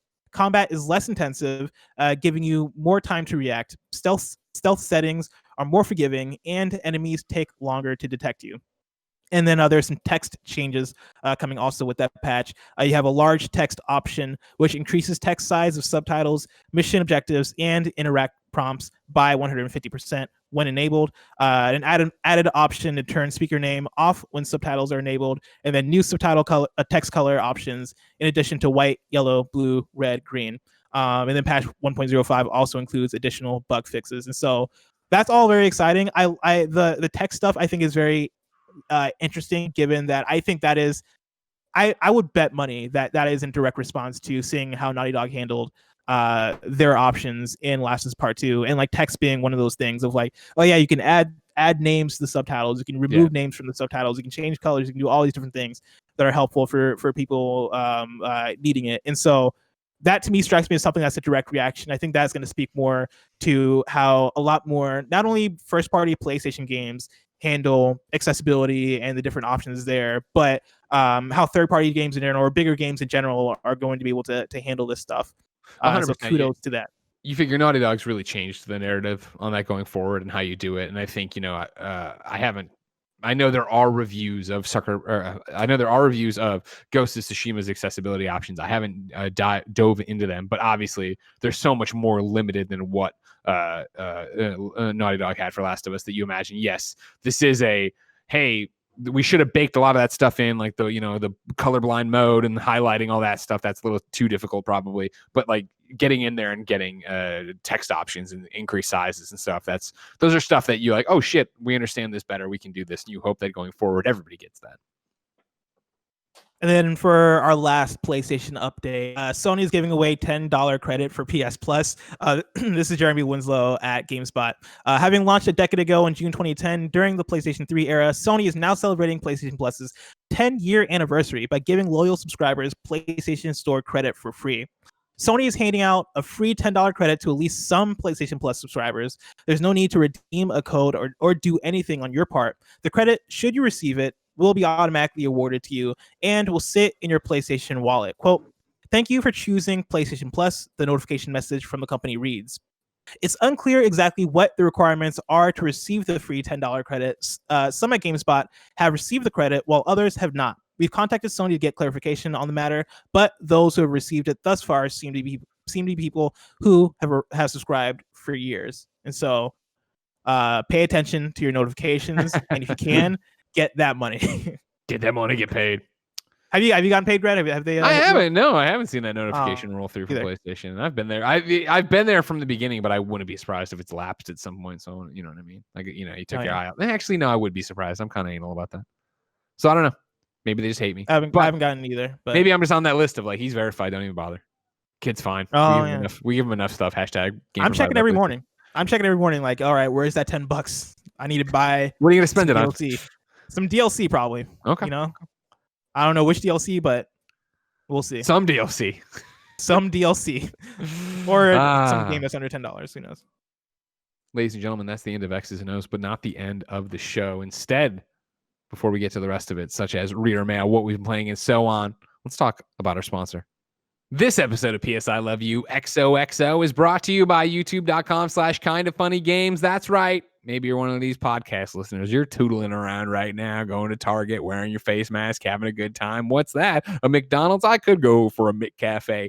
I understand you listen to us as a podcast. Lots of people do. What I'm asking you, though, to do when you get home, or maybe in your car in the McDonald's parking lot, go on your little YouTube app there and go to youtube.com/kindoffunnygames. Toss us a subscription over there. Like some of the videos. Tell your friends about it. Remember, if you have some kind of Google account, which I know you do, trust me, the government does too, you got a YouTube account. Go over there and give us a subscription. I don't know if you know this, a long time ago, Kind of Funny Prime, youtube.com/kindoffunny. We have a whole different suite of shows over there. They made a deal with the devil and did this Funhouse week. And for some reason, youtube.com/kindoffunny grew a bunch. And Nick's always like, we're so big. Nah, nah, nah.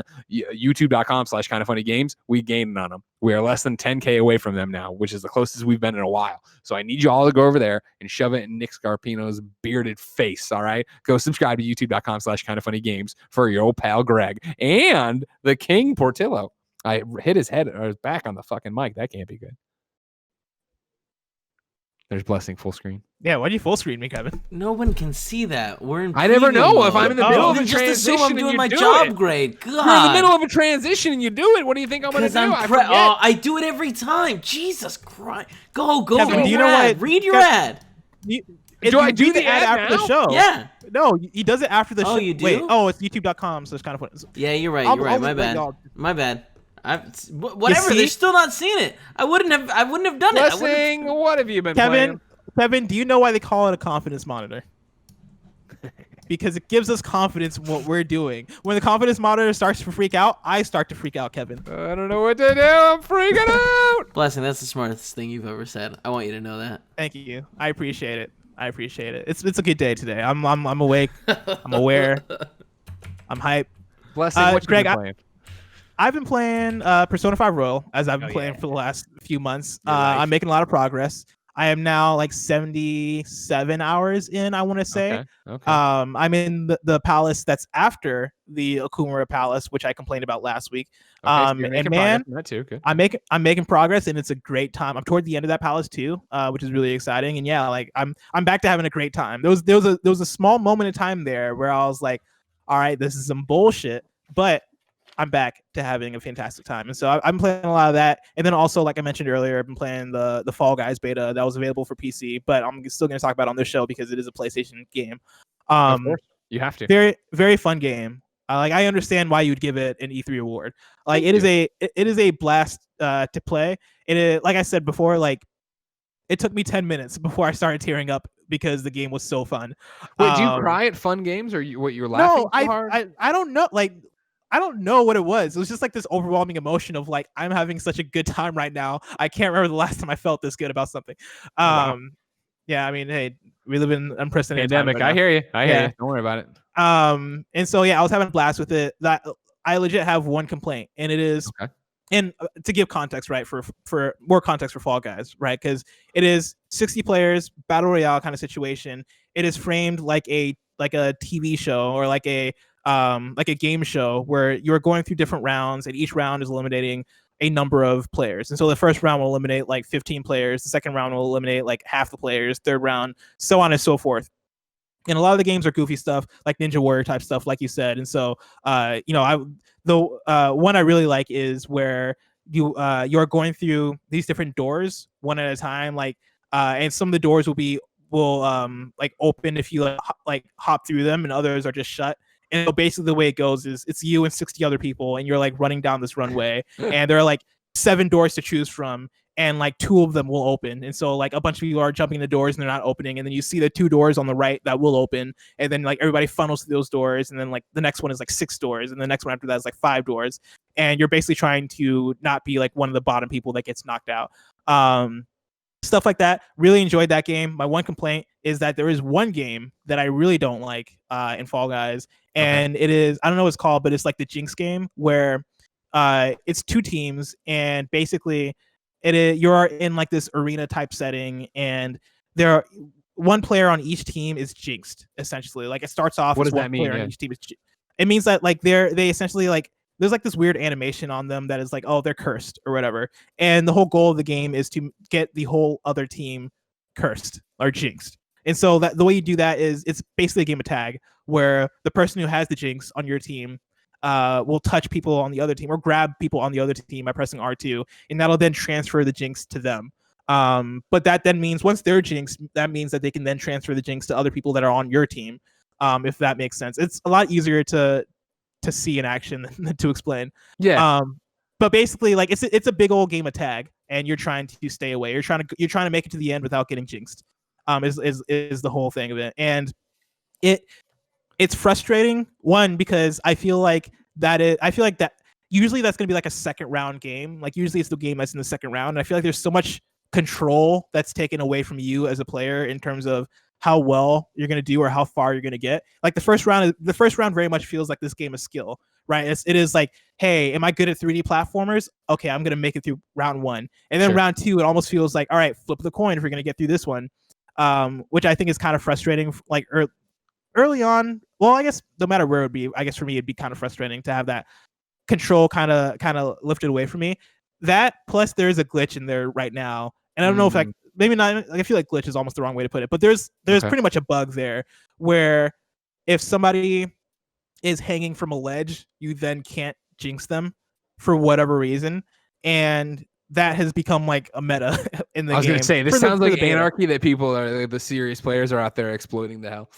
Yeah, no, it is the utmost anarchy, and I'm sure by the time the game actually comes out, they'll fix it. Like I'm sure that's probably something they saw a lot of feedback on. And so I have hope that that's not going to be a thing in the final game. But even still, like even removed from that, I didn't necessarily love the Jinx game. That said, all the other mini games I played in it were fantastic. Had a great time with it, and I'm curious to see what the legs are going to be down the line. But I have no doubts that upon launch, this game is going to blow up. Yeah, no, I think it's going to be so ridiculous. I can't wait to see what happens, because I think that game's so much fun. It's so approachable. It's so easy to jump into, and even like you're saying, there's a meta to it, but get in there and have fun and see what's up. I think it's going to be that palate cleanser a lot of people want right now, let alone you can't get out, so you want to be crying tears of happiness as you play through having your joyful ass experience. Yeah, I can't wait for Fall Guys. Coming up quick next week, right? PlayStation Plus, gonna be fun. For me, Blessing, I've been playing Persona 5 Royal. I'm a man of my word. I'm 20 hours in.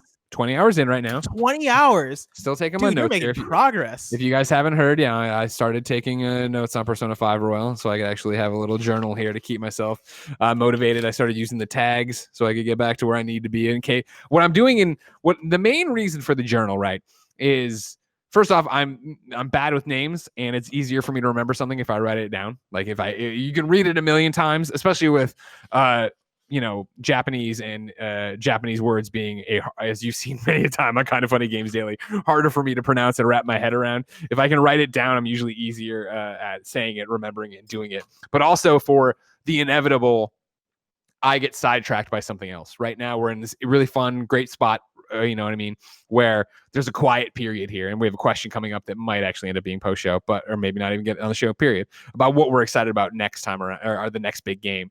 And so right now, for me, it's this weird quiet time before what I consider like the next ones for me, which are Kingdoms of Amalur and Avengers. And so even though those are the next big things, I'm sure something like Grounded comes out tomorrow on Xbox Game Pass. I'm going to play that. And if that clicked with me, then I'm going to obviously feel it out, see it out, and go with it. And so like, if I got distracted, I want to make sure that I can actually get back to it. Cause what I was fun. It was interesting. I was like, I'm playing this game, obviously Persona 5 Royal. I'm having a great time. It is, as I for the record, if you're new to the show or whatever, I never beat Persona 5, but I did love Persona 5. I put 30 hours in, 30 hours in, and then just put it down and never got back to it. And it was sounds this like thing of sounds like me in Death Stranding. It sounds like you're a coward over here. No, that sounds like cowardice. No. But I looked at my trophies right for Persona 5, the original, because it is playing through it right now. I was like, man, I'm having such a good time. Like, what exactly happened here again? Like, what went on? And so it turns out, looking at my trophies for Persona 5 original, not Royal, Persona 5, like I never beat Madarame's castle. But I got to that boss fight, and I remember getting to that boss fight, either trying it and failing, and then bouncing, and then I got distracted, and I went on travel, and I'm down in the rabbit hole enough to compare trophies and like what was going on. It's like, the last trophy I popped in this game was on April 5th, 2017. And you go to Google Calendar and look at April 2017. That was right before I went to, me and Nick went to Vancouver for this heel kick thing. Then the next week I was here all week. But then it was that the next week I went to Montreal to pick up Jen, to move Jen here. The next week I got married and had my it's like, you see where my life gets off track, let alone ramps up to. Then the next month is May, which is, guess what, E3 and Judges Week. Then the next month is E3. Then the next month is Comic-Con. You see where I lose the plot on Persona 5. And I remember coming back to Persona 5, and I remember starting at that damn boss fight. Because now that because right now, for to bring you up to speed, I'm in Madarame's palace again. I am making the run right now to see the treasure, to then, be ready to send the card when I want to. And it's that thing of like, oh man, it's funny that I'm 20 hours in right now. You figure once I clear this and beat this boss, I'll be on to new content that I haven't seen in anyway. And granted, Persona 5 Royal has a whole bunch of new stuff in. I want to do, like, you paint yourself into a corner with this one, because I'm going to see it through and I'm going to beat Persona 5. It's why I'm literally taking notes like I'm in high school or in college, right? Like, so the idea is that when I do get distracted by Fall Guys, or when I get distracted by Grounded, or when I get distracted by Kingdoms of Amalur, I'm able to put this down, but able to come back and go to my actual tags that I'm using, right? And be like, okay, cool. Where was I? What was the thing? What do I need to remember? And go and finish it. What I'm driving at is like, I would love to do an episode of this show where we review it. But of course, we're talking about something that, is what, 120-hour game that I'm now 20 hours into. Like, granted, that's a good clip, and I'm going to beat this and get on with my life or whatever, the boss. And but I'm talking something that's way far out in terms of when we could get to it. But I digress. I'm playing Persona 5 Royal. It's fucking great. The new shit they've added to it is really good. Like, I think that, again, we'll do a review. I don't want to spin my wheels forever on this, but I think when it was launching and people were like, oh, there's new content, and oh, it's easier, and oh, it's this, I didn't give it too much time of day because I was in the middle of other things. I'm like, okay, cool, it's better, it's more, that's fine. Playing it right now and like, oh, okay, wait a second, this, talking to the doctor, is increasing my SP, which for me was the biggest problem, Persona 5, right? And SP, of course, like, what does it even stand for? Special points, I guess. It's like your magic. It's your ability to cast personas. It's the idea that when that's tapped out, if you don't have an item, you're pretty much dead in the water. So you just go home. Like, you go in, you grind in the dungeon, then you go home. And so like, that's what kept the game going, but also kept me stalled out. I felt at certain points. The fact that it's easier to get that. I was talking to Lucy today. She was talking about, well, later on, this is going to happen. That's going to happen. Do this confidant. It'll actually make it even better. I'm like, oh, fuck. Like, they've made the game more enjoyable to play. I think the will seeds that you can find that actually refill your SP in there. I think Mementos is more digestible this time around. It makes more sense, and having Jose there, right, with his ability to earn more XP or more money or whatever, like it.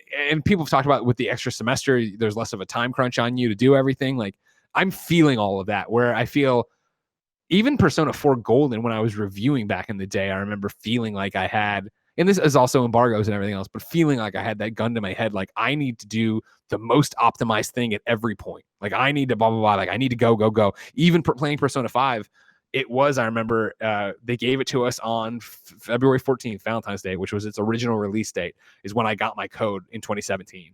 And of course, that game didn't come out, then it was delayed by a couple months. But I remember even then being like, oh my God, especially with, getting married and moving gen here, it was like, this is going to be tight.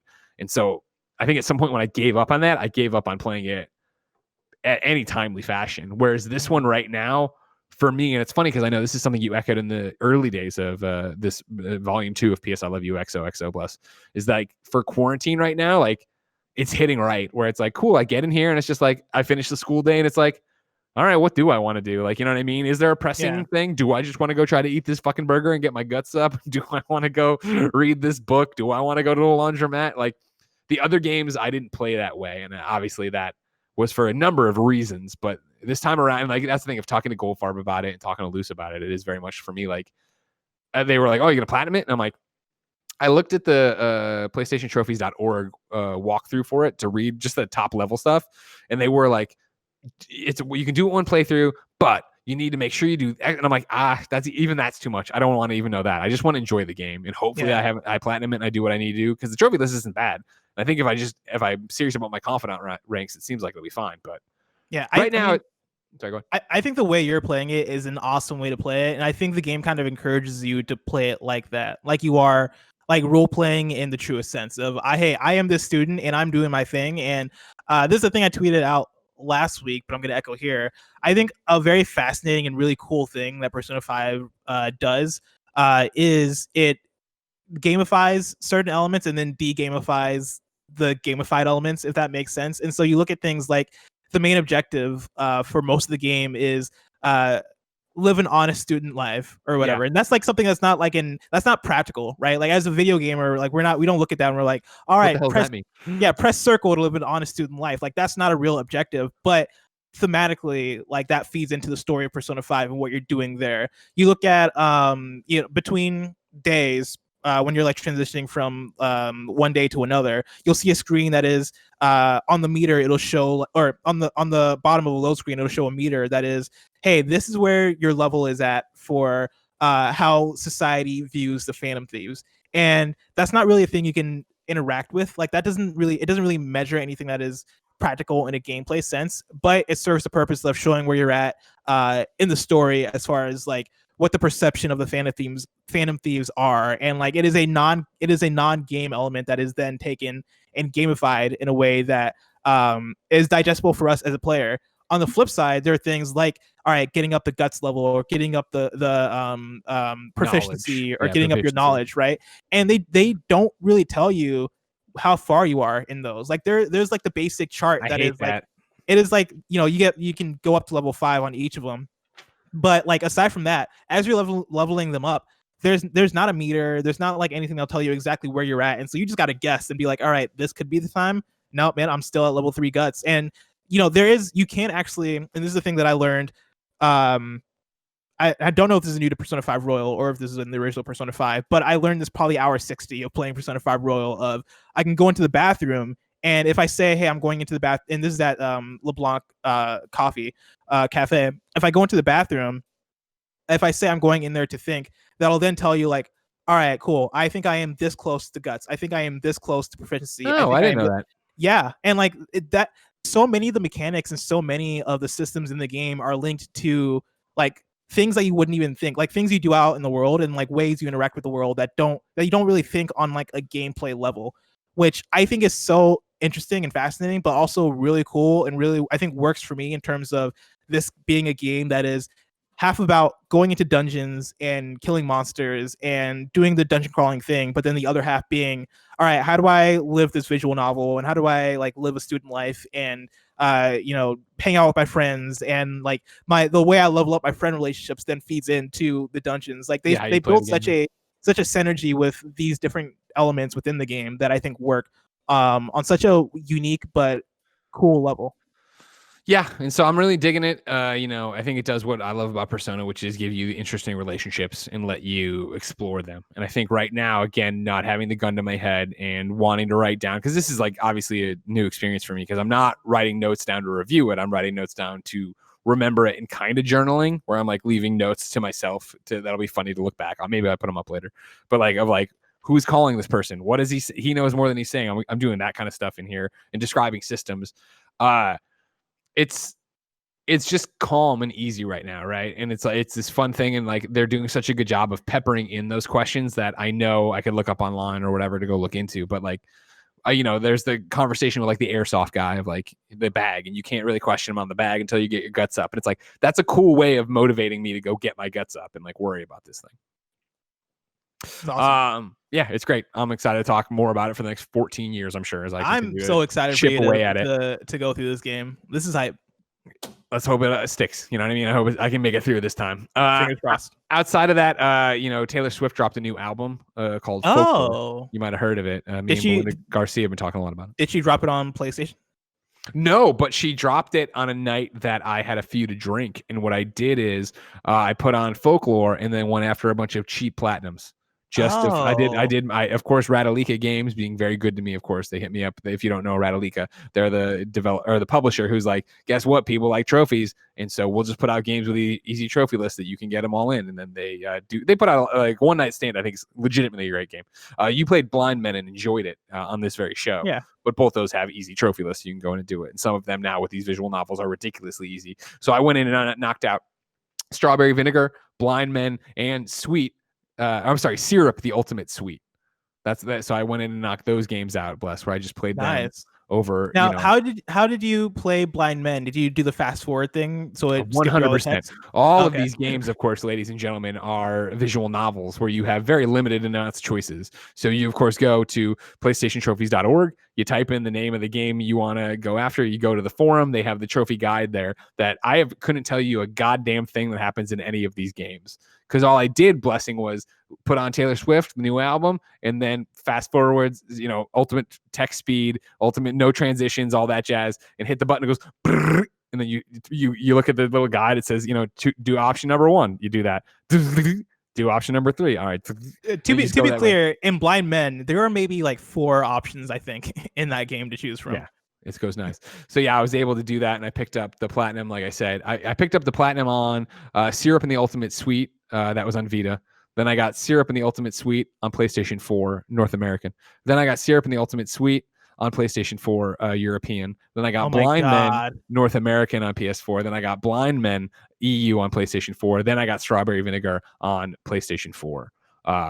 I have some Vita versions to go through still, obviously, but I'll save it for maybe the next album or the next time. I've just had a few. I just want to do that. But hey, on top of that, though, Persona 5 Royal right now, 26% of the trophies. They got a good trophy list there. You know what I mean? Yeah, I think I'm definitely gonna platinum it at this point. I've gotten. Are you trying to? Like, is that the thing? Are you trying to, or is it just the way you play it already as it happened? I started it with the idea of, okay, I'm probably going to platinum this thing, knowing that people were saying that it's relatively easy if you're going to complete the game anyway. And I got to a point probably like 50 hours in to where I was like, all right, I'm going to make sure I get the trophies I need to get. And granted, like, it did take a bit. It did take me going through each of them being like, all right, I have to go to the pond and fish on this day. Okay, cool. I need to go through and do this. But really what it is just completing activities. And like, it isn't much of a hassle.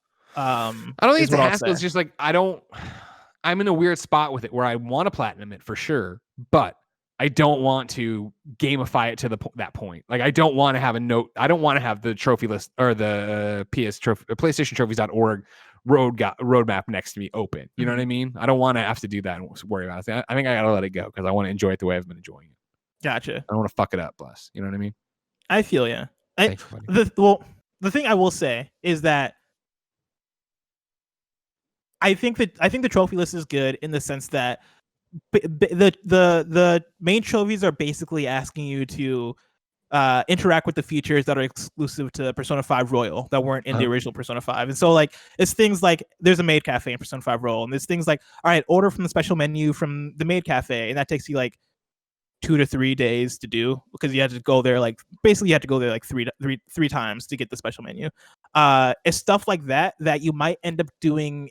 You might end up doing most of that stuff anyway, and it might be like a thing of like you playing pickup in order to get the rest of the trophies. I saw some people talk about if I made a second save around where I am right now, I could clean it up. And then I'm also looking, of course, patreon.com/kindoffunnygames, the YouTube chat right here. Nicole Humphrey, someone I've met many a time. The homie, exactly. Yeah. Is saying, I had so many days left at the end, it was really quick just to go through the remaining activities. So there you go. Yeah. I'll look at it that way. But yeah. Well, when as I get closer, I'll figure it all out and go. But maybe I'll start making some backup saves out there just in case to clean it up. Blessing. Greg, are you ready to answer some questions that were sent in as part of reader mail at patreon.com/kindoffunnygames? I am. I left a lot of syllables out, a lot of words there, but we got there. We got there at the end. There's an end destination, and you got there. Alex Price writes into patreon.com/kindoffunnygames and says, Greg and Blessing, now that The Last of Us Part 2 and GOT, Game of Thrones, Ghost of Tsushima, is out, what games are you looking forward to for the rest of the year? We have Avengers in September and Cyberpunk in November. Can I tell you how much I hate the GOT abbreviation for Ghost of Tsushima? Because I do think of Game of Thrones every time I read it, and I have the same issue with God of War, where thankfully I'll read it as God of War most of the time, but there are those few times where I'm like, Gears of War most of the time. yeah Gears of War, it definitely popped for it. For you, what are you looking forward to? What's the next big thing on your horizon, or the next couple big things? The next one is an interesting question, because like I think the game I'm looking forward to immediately is Fall Guys, which is out next week, which is really exciting. But then after that, like West of Dead is coming out in August for PlayStation, which I'm really excited about. And then like Avengers and Star Wars, I think, are the next ones, like next bigger games after that. But like I'm like looking forward to those, but I'm not looking forward to those, like there's like a level of hype that I have for those that are not as much as like a Cyberpunk or even like a Ghost of Tsushima. Sure, those are different things, obviously. Yeah, hype, for sure. That said, like overall though, like aside from Cyberpunk, because I feel like that's the easiest answer, The Pathless is one that I'm really looking forward to, which is coming to I think PS5 and PS4 if I had to guess. That game looks really cool. It looks like almost like a Breath of the Wild, which has me excited. Deathloop is very high on my list for games I'm very excited for. And now I'm getting into PS5 games, but that counts. That wasn't in PlayStation 4. Like, what are you looking forward to this year? Oh, okay, yeah. You're safe. And then even though Man of Medan didn't blow me away, I do want to see what Little Hope is, because that's coming out on Halloween, I'm pretty sure. I hope that's better. Like, I hope that game comes out and it gives us what we want in terms of it being closer to the excitement of Until Dawn, like closer to the quality, I should say, actually, of Until Dawn. That's pretty much what I'm looking forward to. Yeah, I mentioned it earlier on the top of it, right? Like, I think right now, Fall Guys, I'm stoked that that's just next week and obviously free for PlayStation Plus. But in terms of the next big things I'm excited for, it's Kingdoms of Amalur: Reckoning, and then it's Avengers, and they come out on the same fucking day. So I'm hoping Kingdoms of Amalur gets review code out way earlier, so I can have that in the bag before Avengers even gets here. But like, it's what you said earlier and what we've talked about many a time is like, my Avengers hype right now is ridiculous for a game that, as I say every time I talk about it, I'm like, could be a 7, could be a 6, could be an 8. You don't know what you're getting there, but something about running around and unlocking the Avengers and playing through an Avengers story and being Captain America and being Iron Man and hopefully the multiplayer stuff working and you and I doing some stuff and getting Tim in there or whatever, you know what I mean? Like, there's something that speaks to me where every weekend when I'm out on these goddamn hikes with Jen, she's trying to keep me from dying.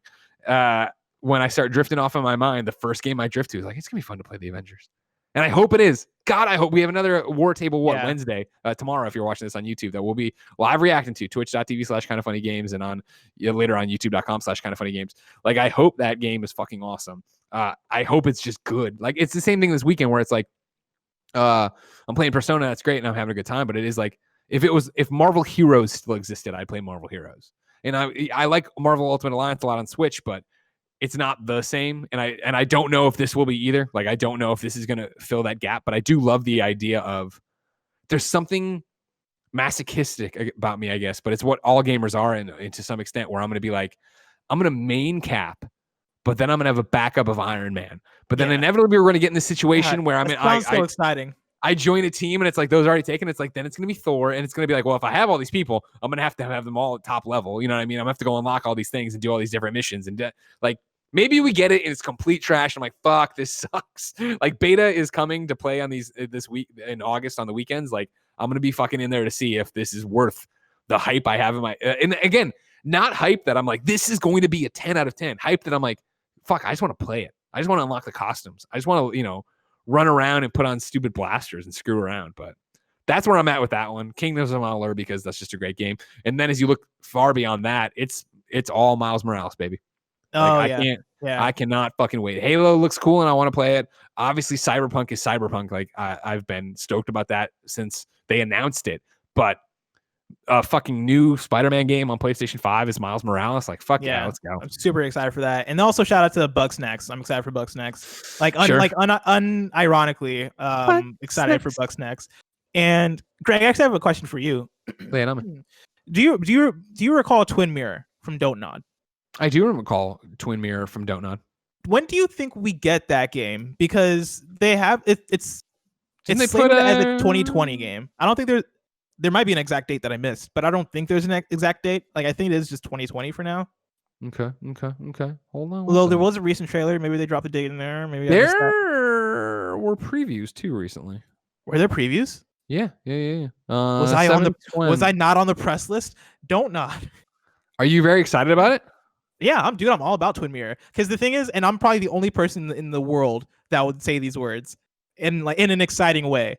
But it reminds me of what was it called in the West? Fahrenheit is what it was called in like Europe. Indigo Prophecy. Yeah. Quantic Dreams or maybe not first, but one of the early Quantic Dream games. It gives me those vibes. And Don't Nod, I have more faith to pull that kind of thing off. And so I've been actually looking forward to what that thing is. But like, what's we'll call it? Tell me why. I had to like play the NSYNC song in my head. Tell me why. Yeah, I was like, why can't I think of it? Is that NSYNC or Backstreet Boys? It was Backstreet Boys. That was Backstreet Boys. Okay, I thought I messed up. So here's the thing you need to know about yourself. Okay. You haven't been that vocal about loving Don't Nod. Have I not been? No, you haven't. Life is Strange is literally one of my favorite games of this gen. Yeah, you don't talk. I love Life is Strange, Joey loves Life is Strange. We talk about those games all the time. So when Don't Nod hit me up and said, does anybody want to do the hands-off demo of Twin Mirror? I said, yeah, I do. Greg Miller does. Did you do it? I took the demo. Oh, okay. Embargo's up. That was the problem. Why haven't you talked about it? Okay, first off, motherfucker, I haven't talked about it because we got a million reviews. When's the last time we had a show that was just like, what are you talking? Let's talk about what you've been playing. We don't do it anymore because the Games Cast is about reviews and spoiler cast. This shit. I guess there's been a couple episodes. Motherfucker, think about it. This shit it was this. Then we had Janet on. Then we had that. Like July 10th is when the embargo went up. That was like what, 2 weeks ago. We've had themed shows that have been all about it. You know what I mean? Fair, very fair. So yeah, I watched a hands-off demo in the new world of COVID and how it all worked of Twin Mirror, and it is fucking weird. Which is exactly what I want. It is a weird game, right? Music to my ears. Kevin, I'm gonna send you. Yeah, what's up? I'm gonna send you this article from the 6axis.com. What are you gonna use to send a Discord at? Slack. What do you want me to do? I was in Slack. I was email. I'm gonna Slack just to you, just to Kind of Funny Kevin. There it is. Right, you can scroll around. So like, I didn't know much about Twin Mirror. No, there's no password. You don't need. What are you talking about? Don't just do it. I didn't know much about Twin Mirror outside of Don't Nod, which means I'm in. But like, what's the? This is where I get confused because there's the Xbox one too that's coming. Tell me why. Tell me why, right? So Ain't nothing but so hold on, I'm expanding it so I can talk to it. So you play in this game as this guy Sam Higgs. He's an investigative journalist. He's coming back home for the first time in forever, right, for a funeral. And so it's you coming back and remembering these things. And what you're seeing right here in this trailer is pretty much exactly what I'm saying, quote unquote, played, which was of course hands off demo where I watched it, where you walk over to the overlook of the town. You start having these flashbacks to what's going on. You start remembering this relationship you had. Again, this is all I want to say like a 9 to 15 minute demo somewhere in there that I'm doing, and it is these again choices you're having, the conversations you're having, and then this is you walk into this little girl and talk to her. None of this happened with me. It was weird because it seemed like a normal, all right, we're talking. You see right here is Sam is looking over the side here and replaying all this different shit. It's like, okay, so I'm just talking and I'm coming back to this funeral. And then at some point he went into the mirror universe. Kevin, can you get out of the trailer and go back to the article and scroll down to what it'd be? There it is right there. You go into this weird universe that's like inside your own mind. That is like all this shattered glass of mirrors that you walk around and experience the memories through that way and get parts of the stories that way. And you can relive moments of the past that way. It was super fucking weird. And it was like just a quick glimpse at it. And then that was kind of over. And they're kind of like, this is going to be a big part of the game, but we'll save that for later in their demo. And they kind of bounced. And so I was left with this weird game of sitting there and reminiscing, talking to this this girl who felt abandoned. I'm there for a funeral. I missed the funeral because I got lost in my own mind, my own mere mindscape. I was like, all right. And the demo's over. And I was just like, all right. Like, cool. This is definitely the weird, heady, don't nod stuff you'd expect. But also like, what? Like, what just happened? What is this game going to be? And so I don't have much to say pro or con about it. I thought it was a very bizarre demo for a game that looks bizarre, which is what you'd want, right? Like, okay, yeah, sure. Give me a really weird tale, I guess, of who I am and what's going on and who these people were. And I'm coming back to town and there's all this different stuff. And I clearly had this relationship with this girl that went wrong, and she there, and I can get so lost in my own head that I lose track of hours, or maybe it was like 15, 30 minutes, but like totally miss this funeral I was supposed to go to. The whole reason I came back. It's crazy. It's crazy. Interesting. All right. Do you think it's going to come out this year? No. They said 2020, but yeah, I don't think so. You don't think so? Because it's Tell Me Why is taking over like the next 2 months, and so are you going to put it out with the PS5 and Xbox Series X, or it'd probably be the best way to do it, right? If you did that, I think why not? Like if you went and put it out there, I think you have a shot at actually like people picking it up sight unseen a bit more. All right, it's a weird game and it's all over the place, but I'm playing it because there's nothing else to play. I have this new system. I want to do all these different things with it.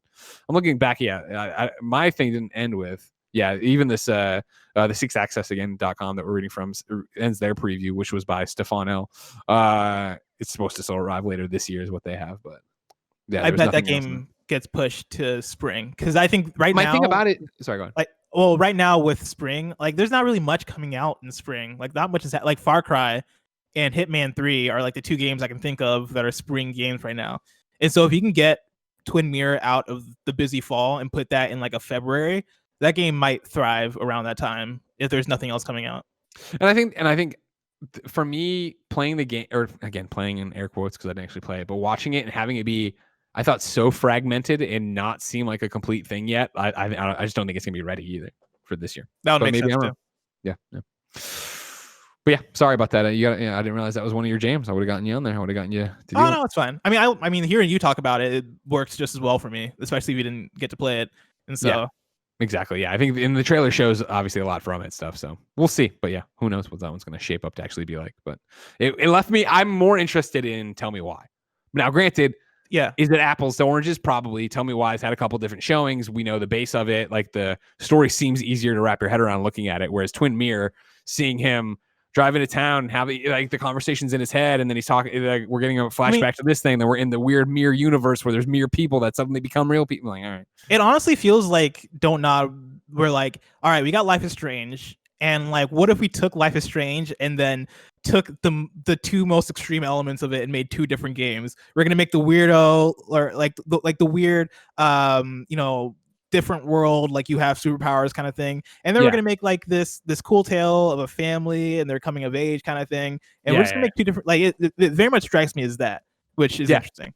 Yeah, exactly, and we'll see if that pays off for him, because I think, what do people want from them, or what you want these narrative adventures, but do you want the crazy world too and the crazy abilities and stuff? We'll see. Yeah, I mean, I do, but I'm sure we'll see how it plays out. Blessing.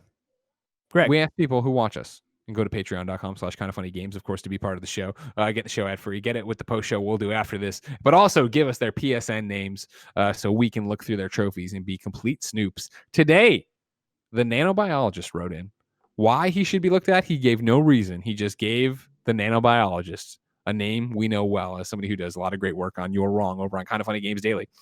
So at psnprofiles.com/the-nanobiologist, you look at this. He's a level 13 right now. He has 938 total trophies, 17 platinums. Currently working his way through Ghost of Tsushima. He's got 51% there. Last of Us Part 2 is at 42%. Ratchet and Clank, 4%, Blessing. What are you doing? What are you doing? You started playing this game, it looks like June 20th, and you stopped? You stopped playing Ratchet and Clank. This is Ratchet and Clank 2015, it looks like, too. Or 2016, excuse me. What are you doing? Finish Ratchet and Clank. You don't even need to platinum it. Just finish it because it's a great game. Nanobiologist. If you are a real biologist. I think he has to be that kind of name. I don't think you can't just say that on the internet. I mean, people say whatever they want on the internet, and so I can't take him at his word that he's a true biologist until I see some identification, or until he beats Ratchet and Clank. So 4% of Ratchet and Clank trophies, but 24% of the Predator Hunting Ground trophies. That is a man of taste right there. Blessing. All right. That is a man who knows Predator Hunting Grounds better than Shadow of the Colossus. I don't like it. Knows he should commit more time to it than he committed to that thing. If you want to go into Nanos Platinums, that's where it gets interesting, right? Sly Cooper, Thieves in Time, Final Fantasy VII Remake, Sly 3, Sly 2, Kingdom Hearts 3, Sly Cooper and the Thievius Raccoons. Then, out of nowhere, he's got all these Sly games. Then Persona 5, the original Persona 5 Platinum. Oh, that's great. Jak 2, Jak and Daxter, Kingdom Hearts, Dream Drop Distance, Marvel's Spider-Man, Kingdom Hearts 2, Kingdom Hearts Chain of Memories, Donut County, Kingdom Hearts, God of War, Horizon Zero Dawn. We just ran through all of his platinums, and I noticed a theme there. He's a man who likes certain franchises and sticks around for them franchises. I feel like I understand the nanobiologist a lot more going through these platinum trophies. This gave you a glimpse into who this man is. Like, I get this. This. This makes sense. In a similar vein to me, he has 0 of 38 Psychonauts trophies. Meaning he turned the game on and was like, you know what? I like you, Tim Schafer. I'll do something else. I gotta bounce out of here. Honestly, I think mine looks the exact same. If you go to mine, I think I also have 0 out of 38 Psychonaut trophies. We gotta talk about, like, not a wish list, not the games pile that you of turned shame. on and turned off. No, well, no, stuff like in a similar vein of wanting to review Persona 5 Royal, right? Like on this show one day. There's a bunch of games I'd like to review on this game that I've never actually crossed the finish line on. You know what I mean? Stuff I've started or whatever, like actually commit to, like your pile of shame. We should do that next week, probably. That'd be your pile of shame and see what we got on there. Because I know there's a lot on there for me and some of them not even that long. You know what I mean? Some of them I could do and just be done with, but I haven't done it. Shadow of the Colossus. I just haven't. Wait, you haven't beat Shadow Colossus? How far have you gotten in Shadow Colossus? That's next week's topic. Wait, I'll save it for next week because I want to know all about this because I have some words. Ladies and gentlemen, this has been PS I Love You XOXO episode 30. Thank you so much for your support, love, and appreciation. Remember, you can go to patreon.com/kindoffunnygames and get the post show we're about to do right over there. Plus, you get the show ad free. You can write in with your questions, comments, concerns, PSN names, and everything else under the PlayStation Sun. If you have no bucks to toss our way, it's no big deal. There's a new episode of the show each and every Tuesday on youtube.com/kindoffunnygames, roosterteeth.com, and podcast services around the globe. No matter where you get the show, thank you for your support. Please consider going to patreon.com/kindoffunnygames, supporting us there, subscribing on YouTube, leaving a review on iTunes, subscribing on Spotify, I guess. Basically, wherever you get the show, go to the things you don't use it for on the other things and click there and do that stuff. Until next time, it's been our pleasure to serve you.